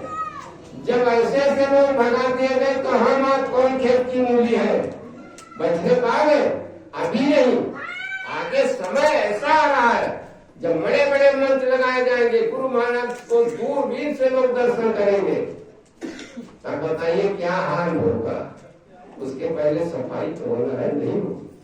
गुरु महाराज ने कहा गाय भी अनुसार घूम रही है, देश विदेश में भी घूम रही है, तुम्हारे यहाँ अवतारी शक्तियां ये बहुत भूमि नहीं है, इसलिए अभी यहाँ बचत है। और इसको बचाने के लिए गुरु महाराज ने कहा मैं भारत का पक्का ईमानदार हूँ, भारत का मैं भारतवासी हूँ, और भारत का मैं यानी सर्वे सर्वा भारत का ही हूँ। तो गुरु महाराज ने क्या बताया, विश्व गुरु होगा, भारत विश्व गुरु होगा, विदेश का नहीं। विदेश के लोग यहाँ भारत के संविधान को लेने के लिए आए, और हम आप क्या कर रहे हैं, हमारे आपके बच्चे क्या कर रहे हैं, हमारी देवियां क्या कर रहे हैं। गुरु महाराज ने तो भारत को विश्व गुरु बनाने जा रहे हैं, सारे देशों का राजा भारत बनेगा, लेकिन हमारे देश के रहने वाले भारत की नकल कर रहे हैं, कपड़े पहन रहे हैं विदेशी, पहनावा विदेशी है, बाल विदेशी में खा रहे हैं, खान पान विदेशी है। हमारे पुराने भाई लोग पत्तल बिछा देते थे, इतनी बड़ी बारात आ जाती, सारे के सारे वो बिछा देते थे, उसमें बैठ कर खाते। अब क्या हो रहा है, विदेश की तरह जानवरों की तरह, जानवर खड़े खड़े पेशाब करते हैं, खड़े खड़े खाना, बफर खाना चल रहा है विदेश का। हम आज विदेश की नकल कर रहे, दुनिया कर रही है, हमारे भाई लोग भी कर रहे हैं। तो बताइए, हम आपको पहले समझना पड़ेगा। अगर समझोगे नहीं तो बताइए, उसी बिस्तर की उसकी कली की चटाई में अगर समिट गए तो बताइए बदनामी गुरु की होगी कि नहीं होगी? गुरु महाराज की बदनामी, हमारे मिशन की बदनामी होगी। इसलिए हम आप अच्छा काम, ऐसा काम न करो कि खान पान को संभालो। जब तक खान पान नहीं संभालोगे तब तक जैसा खाओगे अन्न वैसा बनेगा मन, जैसा पियोगे पानी वैसे बनेगी वायु। खान पान को पहले संभालो, अपने संभालो, अपने रिश्तेदार को संभालो, भाई बंधु को संभालो। लेकिन अगर कोई बात कह दी जाए तो थोड़ी नाराजगी भी लगेगी ना, क्योंकि लोग उसी में पचे हैं, उसी में चल रहे हैं। तो जय गुरुदेव, बताते रहना भाई, हम तो आधा घंटा तो है यार, आधा घंटा तो है यार, हमें बताते रहना, मैं आधा घंटा से ज्यादा नहीं, आधा घंटा तक है।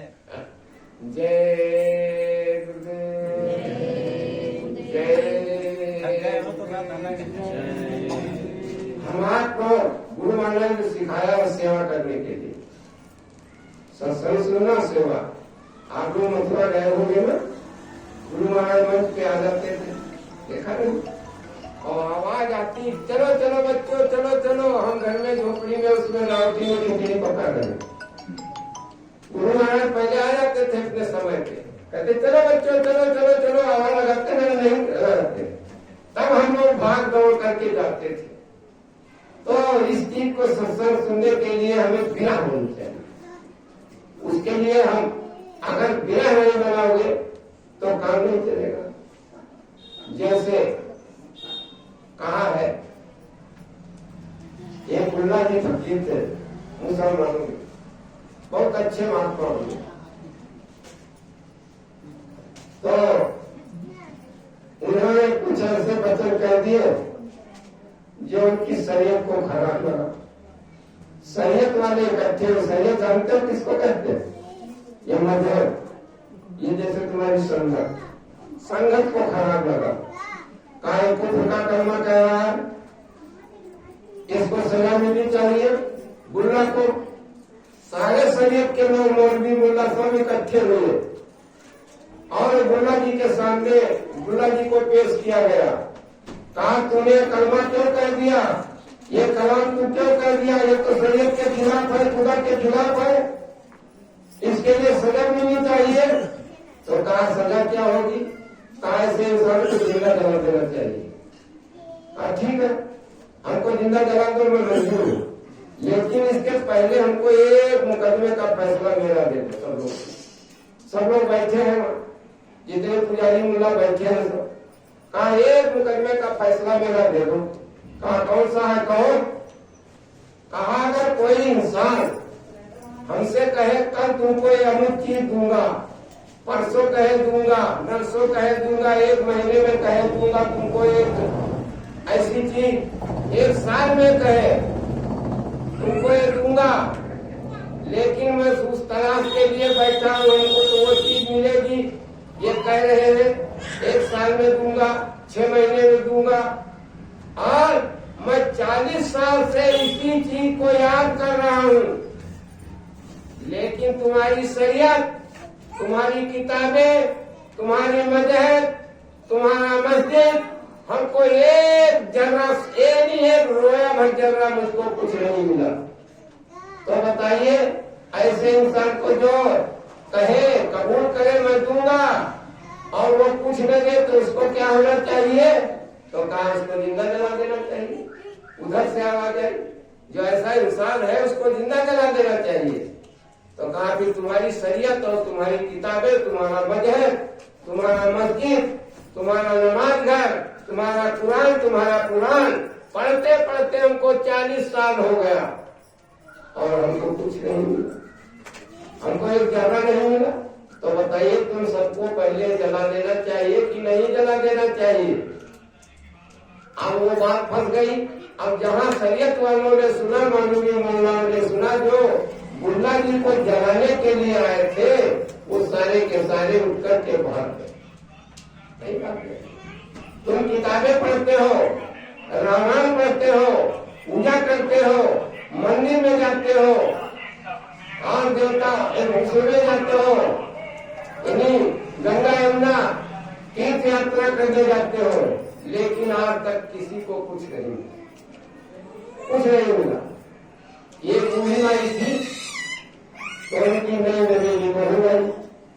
जब नई नवेली बहू आई तो बूढ़ी माँ ने कहा चलो बेटी आज चलो मेला है देवी मैया का, चलो मैं देवी मैया का मेला तुमको भी दिखाया। सारी दुनिया जा रही है, बड़ी भीड़ होती है। बहू रानी गई साथ में, आगे आगे सास को पीछे बहू गई। तो जब देवी मैया के दरवाजे गेट पे पहुंची तो देखा 2 सिपाही खड़े हैं, तलवार उनके हाथ में है। बहू वहां रुकने लगी। सासू ने कहा बेटी चलिए आओ, बहू जल्दी चलिए आओ। कहा मैं नहीं आऊंगी। कहा क्यों? कहा सिपाही तलवार लिए खड़े हैं, कहीं मार के नहीं मर जाऊंगी। कहा रे बहू तू पगली है क्या? कहा कैसे? सिपाही खड़े तलवार लिए। कहा ये सिपाही तलवार मारेंगे नहीं। कहा फिर ये खड़े क्यों है? कहा ये तो पत्थर के हैं, इनको तुम जानती नहीं, तो पत्थर के मारने के लिए नहीं, खाली दिखाने के लिए खड़े। तो कहा अच्छा। बहू को लेकर के सासू आगे गई। जब आगे गई तो देवी मैया के मंदिर में सासू तो चली गई, यही अपनी दया दुआ मांग लाई। बहू से कहा बहू तुम भी जाओ, अपने सुहाग के लिए मांग लाओ माता जी से आशीर्वाद। तो कहा मैया मैं नहीं जाऊंगी। कहा क्यों? कहा वो तो शेर खड़ा हुआ है कहा, उसके देवी मैया खप्पन लिए तलवार लिए भी बैठी है, मैं नहीं जाऊंगा, मुझे शेर खा जाएगा। कहा ना, अरे तू पगली है, शेर खाएगा नहीं है तो पत्थर का है, और देवी मैया भी पत्थर की है, ये मारेगी नहीं तलवार, खप्पन के डर रहा है, इससे भी नहीं चलोगी, जाओ तो दया मांग लो। तो कहा बहू मैं नहीं जाऊंगी। कहा क्यों? कहा जब पत्थर के सिपाही मुझे मार नहीं सकते हैं, पत्थर की देवी मुझे मार नहीं सकती है, पत्थर का शेर मुझे खा नहीं सकता है, तो मुझे आशीर्वाद कौन देगा? कौन देगा आशीर्वाद? मैं नहीं जाऊंगी। कहा फिर कैसे पूजा करोगी? पूजा कैसे करोगी? पूजा तो करने वालों के लिए जरूरी है। तो क्या कह रही बहू सुनो, मम्मी घर ही में तीर्थ बनाई, मंदिर हम का करे जाई। अरे घर ही में तीर्थ बनाई, मंदिर हम क्या करे जाई। सासू को गौरा ससुर जी को शंकर, अरे सासू को गौरा ससुर जी को शंकर, पति को परमेश्वर मनाई, मंदिर हम का करे जाए। घर ही में तीर्थ बनाई,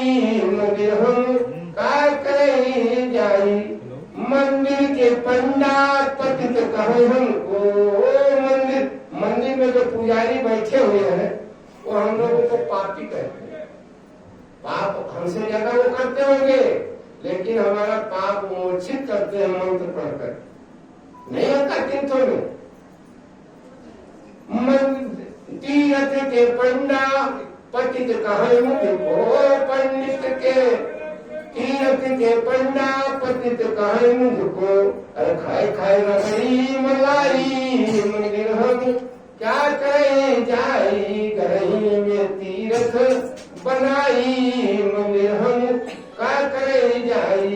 हमरे गुरु जी बोलई वही चालई, हमरे गुरु जी बोलई वही चालई, इनके चरण लिपटाई मंदिर हम क्या करें जाई, इनके चरण लिपटाई मंदिर हम क्या करें जाई, गरही में तीर्थ बनाई मंदिर हम क्या करें जाई।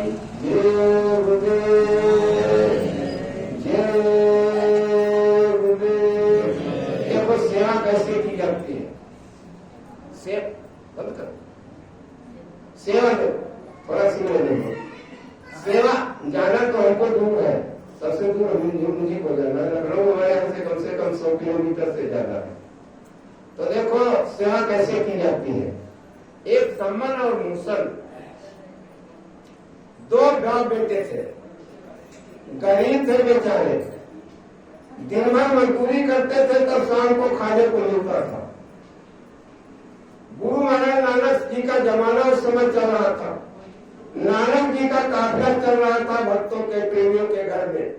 आज इन भाई के घर में, कल उनके यहाँ, कल उनके यहाँ, परसों उनके यहाँ। जहाँ श्रमण मूसल मजदूरी करते थे, ये भी वहां कभी कभार पहुंच जाते तो सत्संग सुनते। तो पिताजी ने और लड़के ने सलाह किया, कहा बेटा ऐसा करो, गुरु महाराज का एक दिन प्रसाद अपने घर में भी बन जाना चाहिए, हौसला लोगों को लगता है, सत्संग में भी करो। तो कहा जी, गुरु महाराज से फरियाद किया, अरे सरकार मेरा भी नाम लिस्ट में डाल दीजिए, मेरे यहाँ भी गुरु का प्रसाद हो जाना चाहिए। गुरु महाराज के जो करने धरने वाले थे, उन्होंने कागज में उनका भी नाम डाल दिया, सम्मन और मूसल का नाम डाल दिया। धीरे धीरे तारीख जब हो जाती है तो तारीख बहुत जल्दी आ जाती है। शादी बारात की तारीख तय हो जाएगा तो तुमको शंका तुरंत आ जाएगी। जब तक आप व्यवस्था करोगे हाँ तारीख आ जाएगी। तो सम्मन मूसल की वो तारीख बन गई। सम्मन मूसल मजदूरी कर रहे थे बराबर, लेकिन हुआ का कुदरत का खेल ऐसा निराला होता है। परीक्षा यानी परीक्षा ली जाती है तो सम्मन और मूसल दोनों बीमार पड़ गए। अभी सत्संग नहीं हुआ, पहले बीमार पड़ गए। जब बीमार पड़ गए तो घर में जो मजदूरी का पैसा रखा था सारा डॉक्टरों को दे दिया। अब उधर मजदूरी नहीं कर पा रहे, इधर घर का पैसा था वो दवा में खर्च हो गया। अब दोनों लोग परेशान, उधर कमजोरी भी शरीर में आ गई तो मजदूरी करने के लायक नहीं। तब तक तारीख आ गई, लंगड़ी लोग आ गए जो प्रसाद बनाते आ गए। अरे मुसल समझ, कल गुरु महाराज का प्रसाद बनेगा, तुम्हारे यहाँ लाल सामान मुझको दे दो, ताकि मैं सवेरे सवेरे बना दूंगा जल्दी। अब वो हैरत में पड़ गए, कहाँ से दूं, मेरे पास तो कुछ है नहीं। अब सोच विचार कर रहे, फिर भी गुरु की दया लेकर के उन्होंने कहा, आज तो नहीं भाई साहब, कल सवेरे आ जाना। सवेरे के लिए उन्होंने बुला दिया। सवेरा जब हुआ तो होने के पहले उन लोगों ने विचार किया, दोनों लोगों ने क्या किया जाए, लंगर के लिए प्रसाद कैसे बनेगा। तो पिताजी ने कहा, बेटा ऐसा किया जाए, ये साहूकार अपने पड़ोसे है, दुकान रखे है, इसके घर में दुकान में सारा सौदा है, आटा है, चावल है, दाल है, नमक है, घी है, हल्दी है, मिर्चा, हर चीज है। ऐसा किया जाए, इसके पीछे से नकब लगा दिया जाए और नकब लगा करके सारा सामान निकाल लिया जाए और गुरु का प्रसाद बन जाएगा। उसके बाद में मजदूरी करके उसका चुका देंगे। दोनों ने तय कर दिया। रात में उठ करके उसके पीछे से नकल लगा दी। उस समय दीवारें कच्ची हुआ करती थी, पक्की नहीं हुआ करती। नकल लगा करके सारा सामान निकाल लिया। सेठ उसमें सोता रहा, सामान अपने घर में सब रख लिया और रख लेने के बाद मसाला भूल गए। जब गए तो कहा पिताजी मसाला तो नहीं है, आज चलो खरीद कर नहीं, अभी खुला पड़ा मैदान, चलो उठा ले उसको।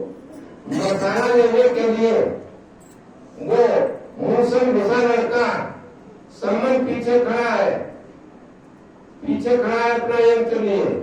और जब उसने पीपे में ढोलना शुरू किया, जब बड़ा से जब जगा तो वो भगा, लड़का भगा वहां से नकब की तरफ।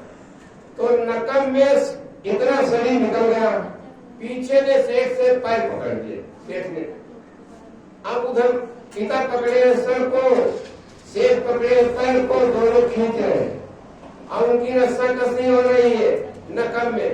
लड़का उसमें घिस रहा है तो लड़का बोल रहा है, गौर से सुनो, लड़का बोल रहा है पिताजी मिशन की बहुत बड़ी बदनामी हो जाएगी। गुरु महाराज आ रहे सत्संग देने के लिए, लेकिन सत्संग में यहाँ कुछ और पैदा हो जाएगा। तो कहा फिर क्या किया जाए? कहा मैं पकड़ा गया तो मिशन की बदनामी हो जाएगी, लोग कहेंगे ये गुरुदेव का चेला चोरी करने आया था। तो कहा क्या किया जाए? कहा मेरा सर कलर कर दो, मेरा सर काट दो, पहचान खत्म हो जाएगी पिताजी। अब पिता लड़के का सर कैसे काटे? फिर वो कह रहा है पिताजी अब डरो मत, मेरा तुम्हारे पास यंत्र है, काट दो सर को और सर को तुम लेकर घर में रख लो जा करके, धन यहाँ रह जाएगा, कोई पहचान नहीं खत्म। पिताजी ने हिम्मत बांध करके अपने लड़के का सर काट दिया। जब सर काट दिया, सर को उठा करके पिताजी ने लड़के का अपने कमरे में रख दिया, चादर से ढक दिया। आप वो धड़ वहां पड़ा सेठ के घर में। अब सेठ बिलबिलाया, कहा देखो हमारे घर में डेड बॉडी पड़ी हुई है, इसका पता नहीं किसकी है। और सवेरे पुलिस आएगी, मुझे जेल में बंद किया जाएगा, इसका सवाल तुमने इसका कत्ल किया और नकल लगा दी तुमने अपने हाथ से, हम फंसेंगे। तो ऐसा नहीं किया जाए, इसको किसी से उठवा दिया जाए। तो गरीब आदमी था, विचार किया सम्मन और मुसलमान में गरीब, उसको कुछ पैसा दिया जाए तो उठा ले जाएगा। जाकर के रात ही में उसको जगाया, अरे सम्मन, हाँ सेठी क्या बात है? अरे यहाँ जल्दी। वो डर गया क्या, जान गया क्या? कहीं डरते डरते गया, कहा देखो हमारे घर में एक डेड बॉडी पड़ी हुई है, उसको उठा करके कहीं डाला और तुमको 2000 रुपए दे दूंगा और इसको डाल दे दिया। और उसको बताइए उसका हौसला बढ़ गया, अपने लड़के की डेड बॉडी उठा करके सर में जोड़ करके चादर रख दिया और रुपए 2000 ले दिया। सुबह लंगड़ी लोग आए, सारा सामान लंगड़ी को दे दिया, प्रसाद बनने लगा। कोई रोआ धोई नहीं, कोई नहीं हिचक नहीं। लड़का की डेड बॉडी पड़ी है कमरे में, कत्ल हुई, सर में जुड़ी हुई है वो धड़ और पड़ा है लड़का। लंगर बन गया, सत्संग हो गया, सत्संग सब लोगों ने सुना, कोई पता ही नहीं चला। गुरु महाराज तो सब जान ही रहे, कहा मुसल, कहा महाराज, कहा समय नहीं, वो नहीं दिखाई देता है लड़का। अरे मुसल नहीं दिखाई देगा, समझ से पूछ रहे पिता से, वो कहाँ है? कहा सरकार वो पड़ा है, बीमार है। कहा उसको पुकारो? कहा मेरे पुकारने से महाराज नहीं हुआ है। कहा फिर? तो कहा क्या बता? कहा मैं पुकारूं? कहा सरकार आप ही पुकारिए, आप पुकारिए साहिब। तो उन्होंने पुकारा, सब मुसल 3 बार आवाज लगाया। जब दोबारा कहा मुसल तू कहाँ है, उत्तर क्या जा? वो बिल्कुल जैसे का तैसा उठ करके गुरु महाराज के चरणों में गिर गया, रोने लगा। कहा कहाँ था? कहा सरकार सो गए। सो सेवा इसको कहते हैं, सेवा इसको कहते हैं। अपना तन मन वधन जिसने मैं अर्पण किया, गुरु भगत ही कहाने से क्या फायदा, गुरु के बचनों का पालन किया ही नहीं, गुरु भगत ही कहाने से क्या फायदा, प्यारा विषयों का घर घर भटकते रहे, मोह की राह में नित भटकते रहे, अपना तन मन व धन कुछ न पर किया, गुरु भगत ही कहाने से क्या फायदा, गुरु के वचनों का पालन किया, दो घड़ी ना चले थे फिसल गिर पड़े, ना उठने का बिल्कुल हिले थे नहीं, खाना का घर नहीं मंजिलें इसका है, झूठी नजरें मिलाने से क्या फायदा,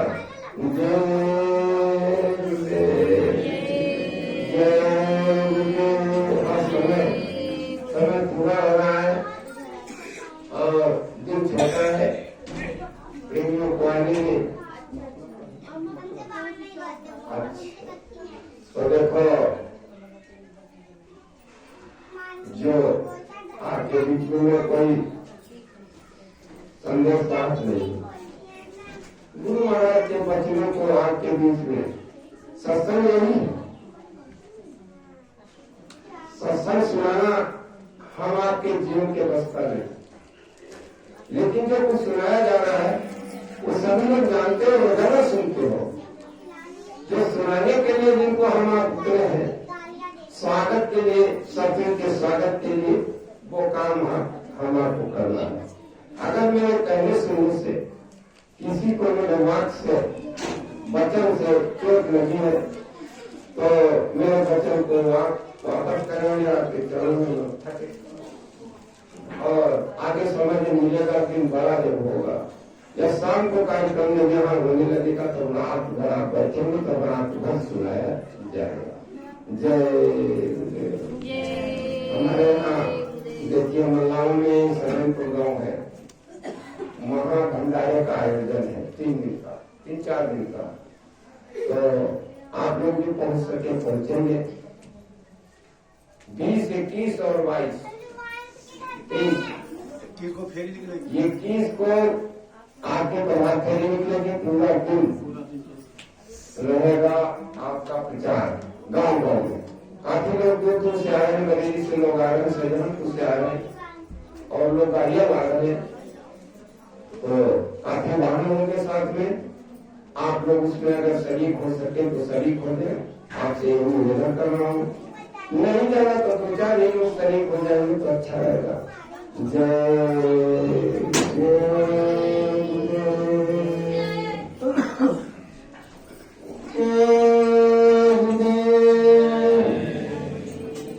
हमारे बाबू साहब ने आज सभी लोगों को से बहुत ही बड़ी चीज आज सामने रखा, बहुत ही अच्छा लगा। आप सभी लोग बहुत बड़े भाग्यशाली हैं जो कि आज आपका आशीर्वाद हम सब लोगों के ऊपर मिला। अब अभी भंडारे के बारे में आपने एक तो बता ही दिया, और ये दादा गुरु जी महाराज का भंडारा हर साल जो होता है वो 22, 23, 24 यानी कि 20, 21, 22, 23, 24 तक का जो है ये प्रोग्राम है। मथुरा में 20 से लेके 24 तक है मथुरा आश्रम पर, और बाकी जो जगह जगह पे हमारे भाई लोग या हम लोग जो डिस्ट्रिक्ट के हैं जो वहाँ पहुँच नहीं पाते हैं, तो हम लोग भी जगह पे दादा गुरु जी महाराज का भंडारा का व्यवस्था कर रहे हैं। तो एक 22 तारीख को हमारे ये पिछले साल भी हुआ, हर साल होता है लगभग DBL मेरी धार के पीछे, जहाँ पे हमारे रमेश भाई जी रहते हैं। सभी लोग परिचित है उनसे, बहुत पुराने कार्यकर्ता है, सेवादार है, हर चीज में सेवा में आगे रहते हैं। अभी अभी कुछ दिन पहले इन्होंने अपनी बेटी की शादी की, तो आप सभी लोग वहाँ पहुंचे थे। लगभग बहुत ही भीड़ था, मैंने देखा, बड़ा अच्छा लगा। तो वो जहाँ रहते हैं वहाँ पे ही उन्होंने कहा कि हम दादा गुरु जी का भंडारा हम वहाँ कर रहे हैं। आज सभी लोगों का उन्होंने आमंत्रित कार्ड भेजा है। और दूसरी चीज, हमारे हर साल जो हमारे राम प्रकाश जी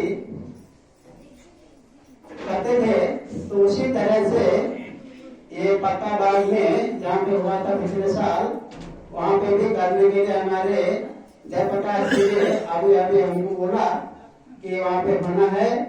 जो नजदीक के आदमी जो दूर नहीं जा सकते हैं, तो वहाँ पे जो है आप सभी लोग एकत्रित हों।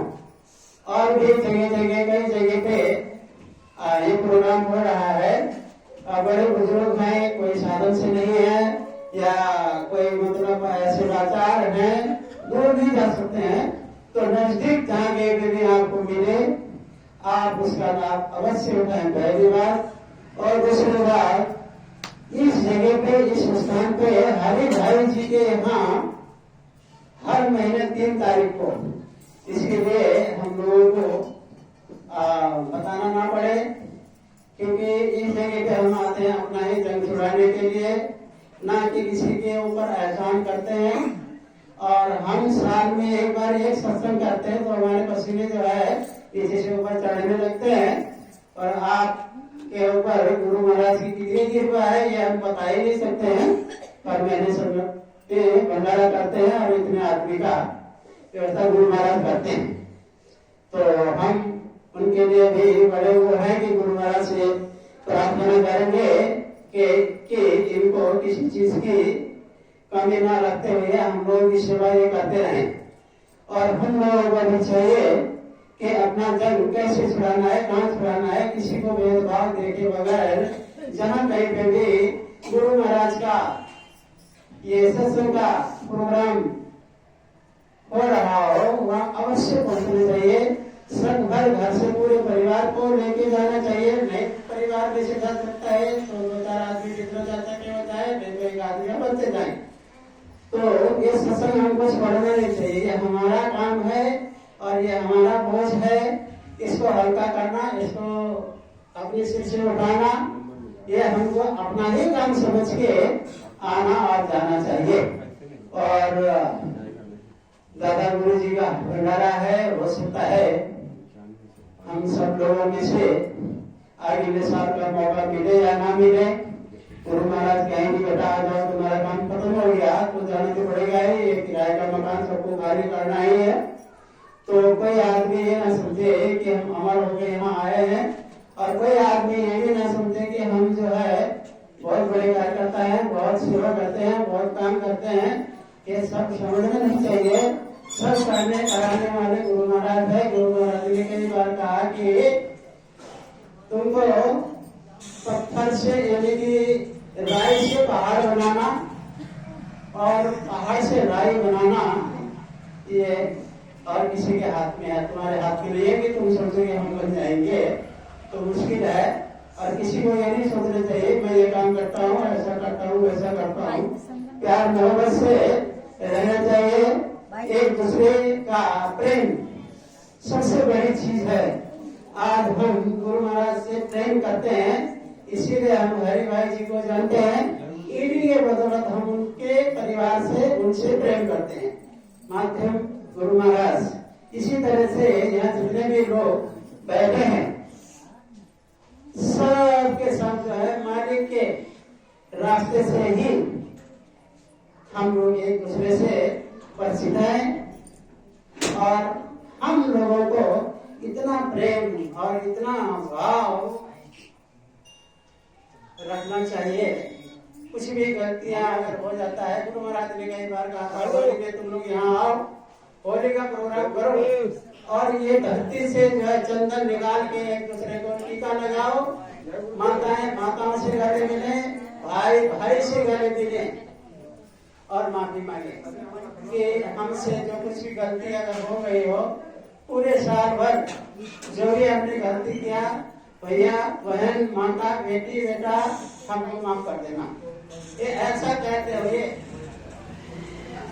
माफी मांगने के लिए सबसे बात है।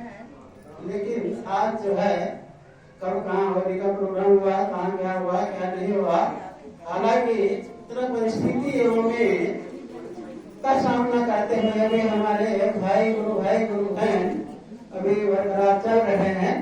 कहीं ऐसा ना हो कि काल का थप्पड़, काल का लफड़ा, काल का हवा आंधी हम लोगों को उड़ा ना ले जाए। इसीलिए आपस में जो कुछ भी काश उम्मीद हो जाए तो तुरंत छोटा होता है बड़ा। मैं तो अपने बेटे से भी कहता हूँ कि बेटा तुम हमारे लिए कोई अच्छी बात करो तो हम तुम्हारे पैर भी पकड़ लेंगे, तुमसे माफी भी मांगेंगे, छोटा हो या बड़ा हो। इसको नहीं देखना चाहिए किसी को कि मैं बड़ा हूँ छोटा है हम क्यों उसके पास में जाके झुकेंगे, ऐसा नहीं होना चाहिए। कोई बाहरी हो, कोई ससुरी हो, कोई भी हो, कुछ भी हो, हमको नर्मता से काम लेना चाहिए।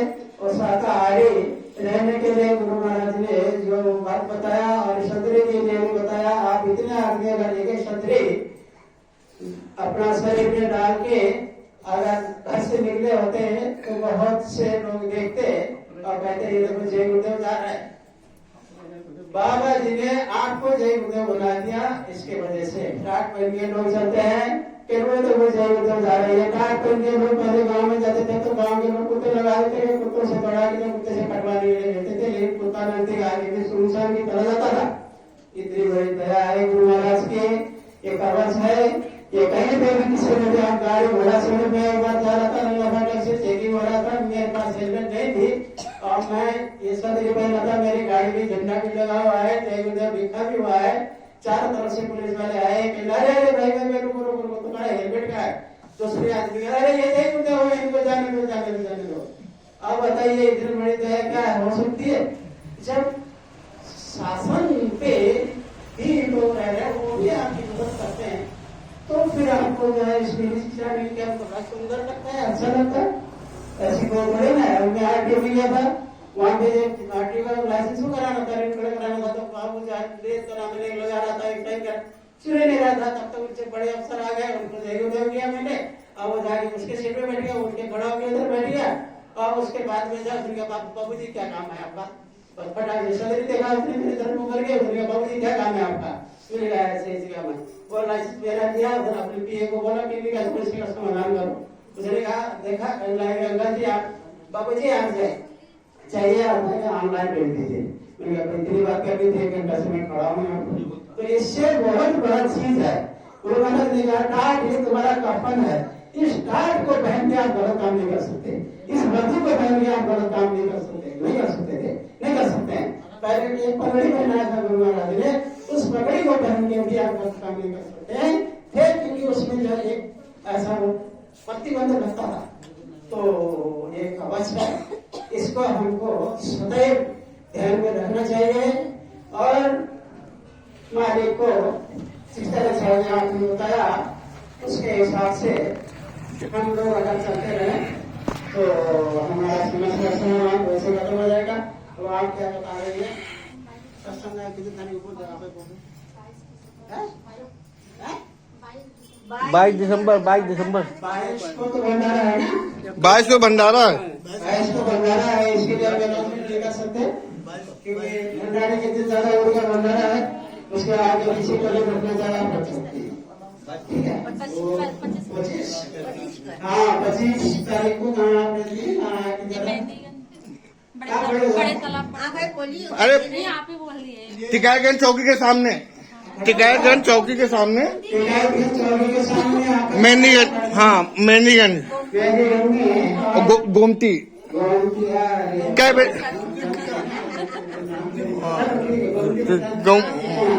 सत्संग है। तो 25 तारीख को 11 बजे से 25 तारीख को 11 बजे से आप यहाँ सत्संग है। तो आप लोग सब जो है वहाँ पहुँचे, भंडारा का प्रोग्राम जिसे बंद धूमधाम से बनाए और अपने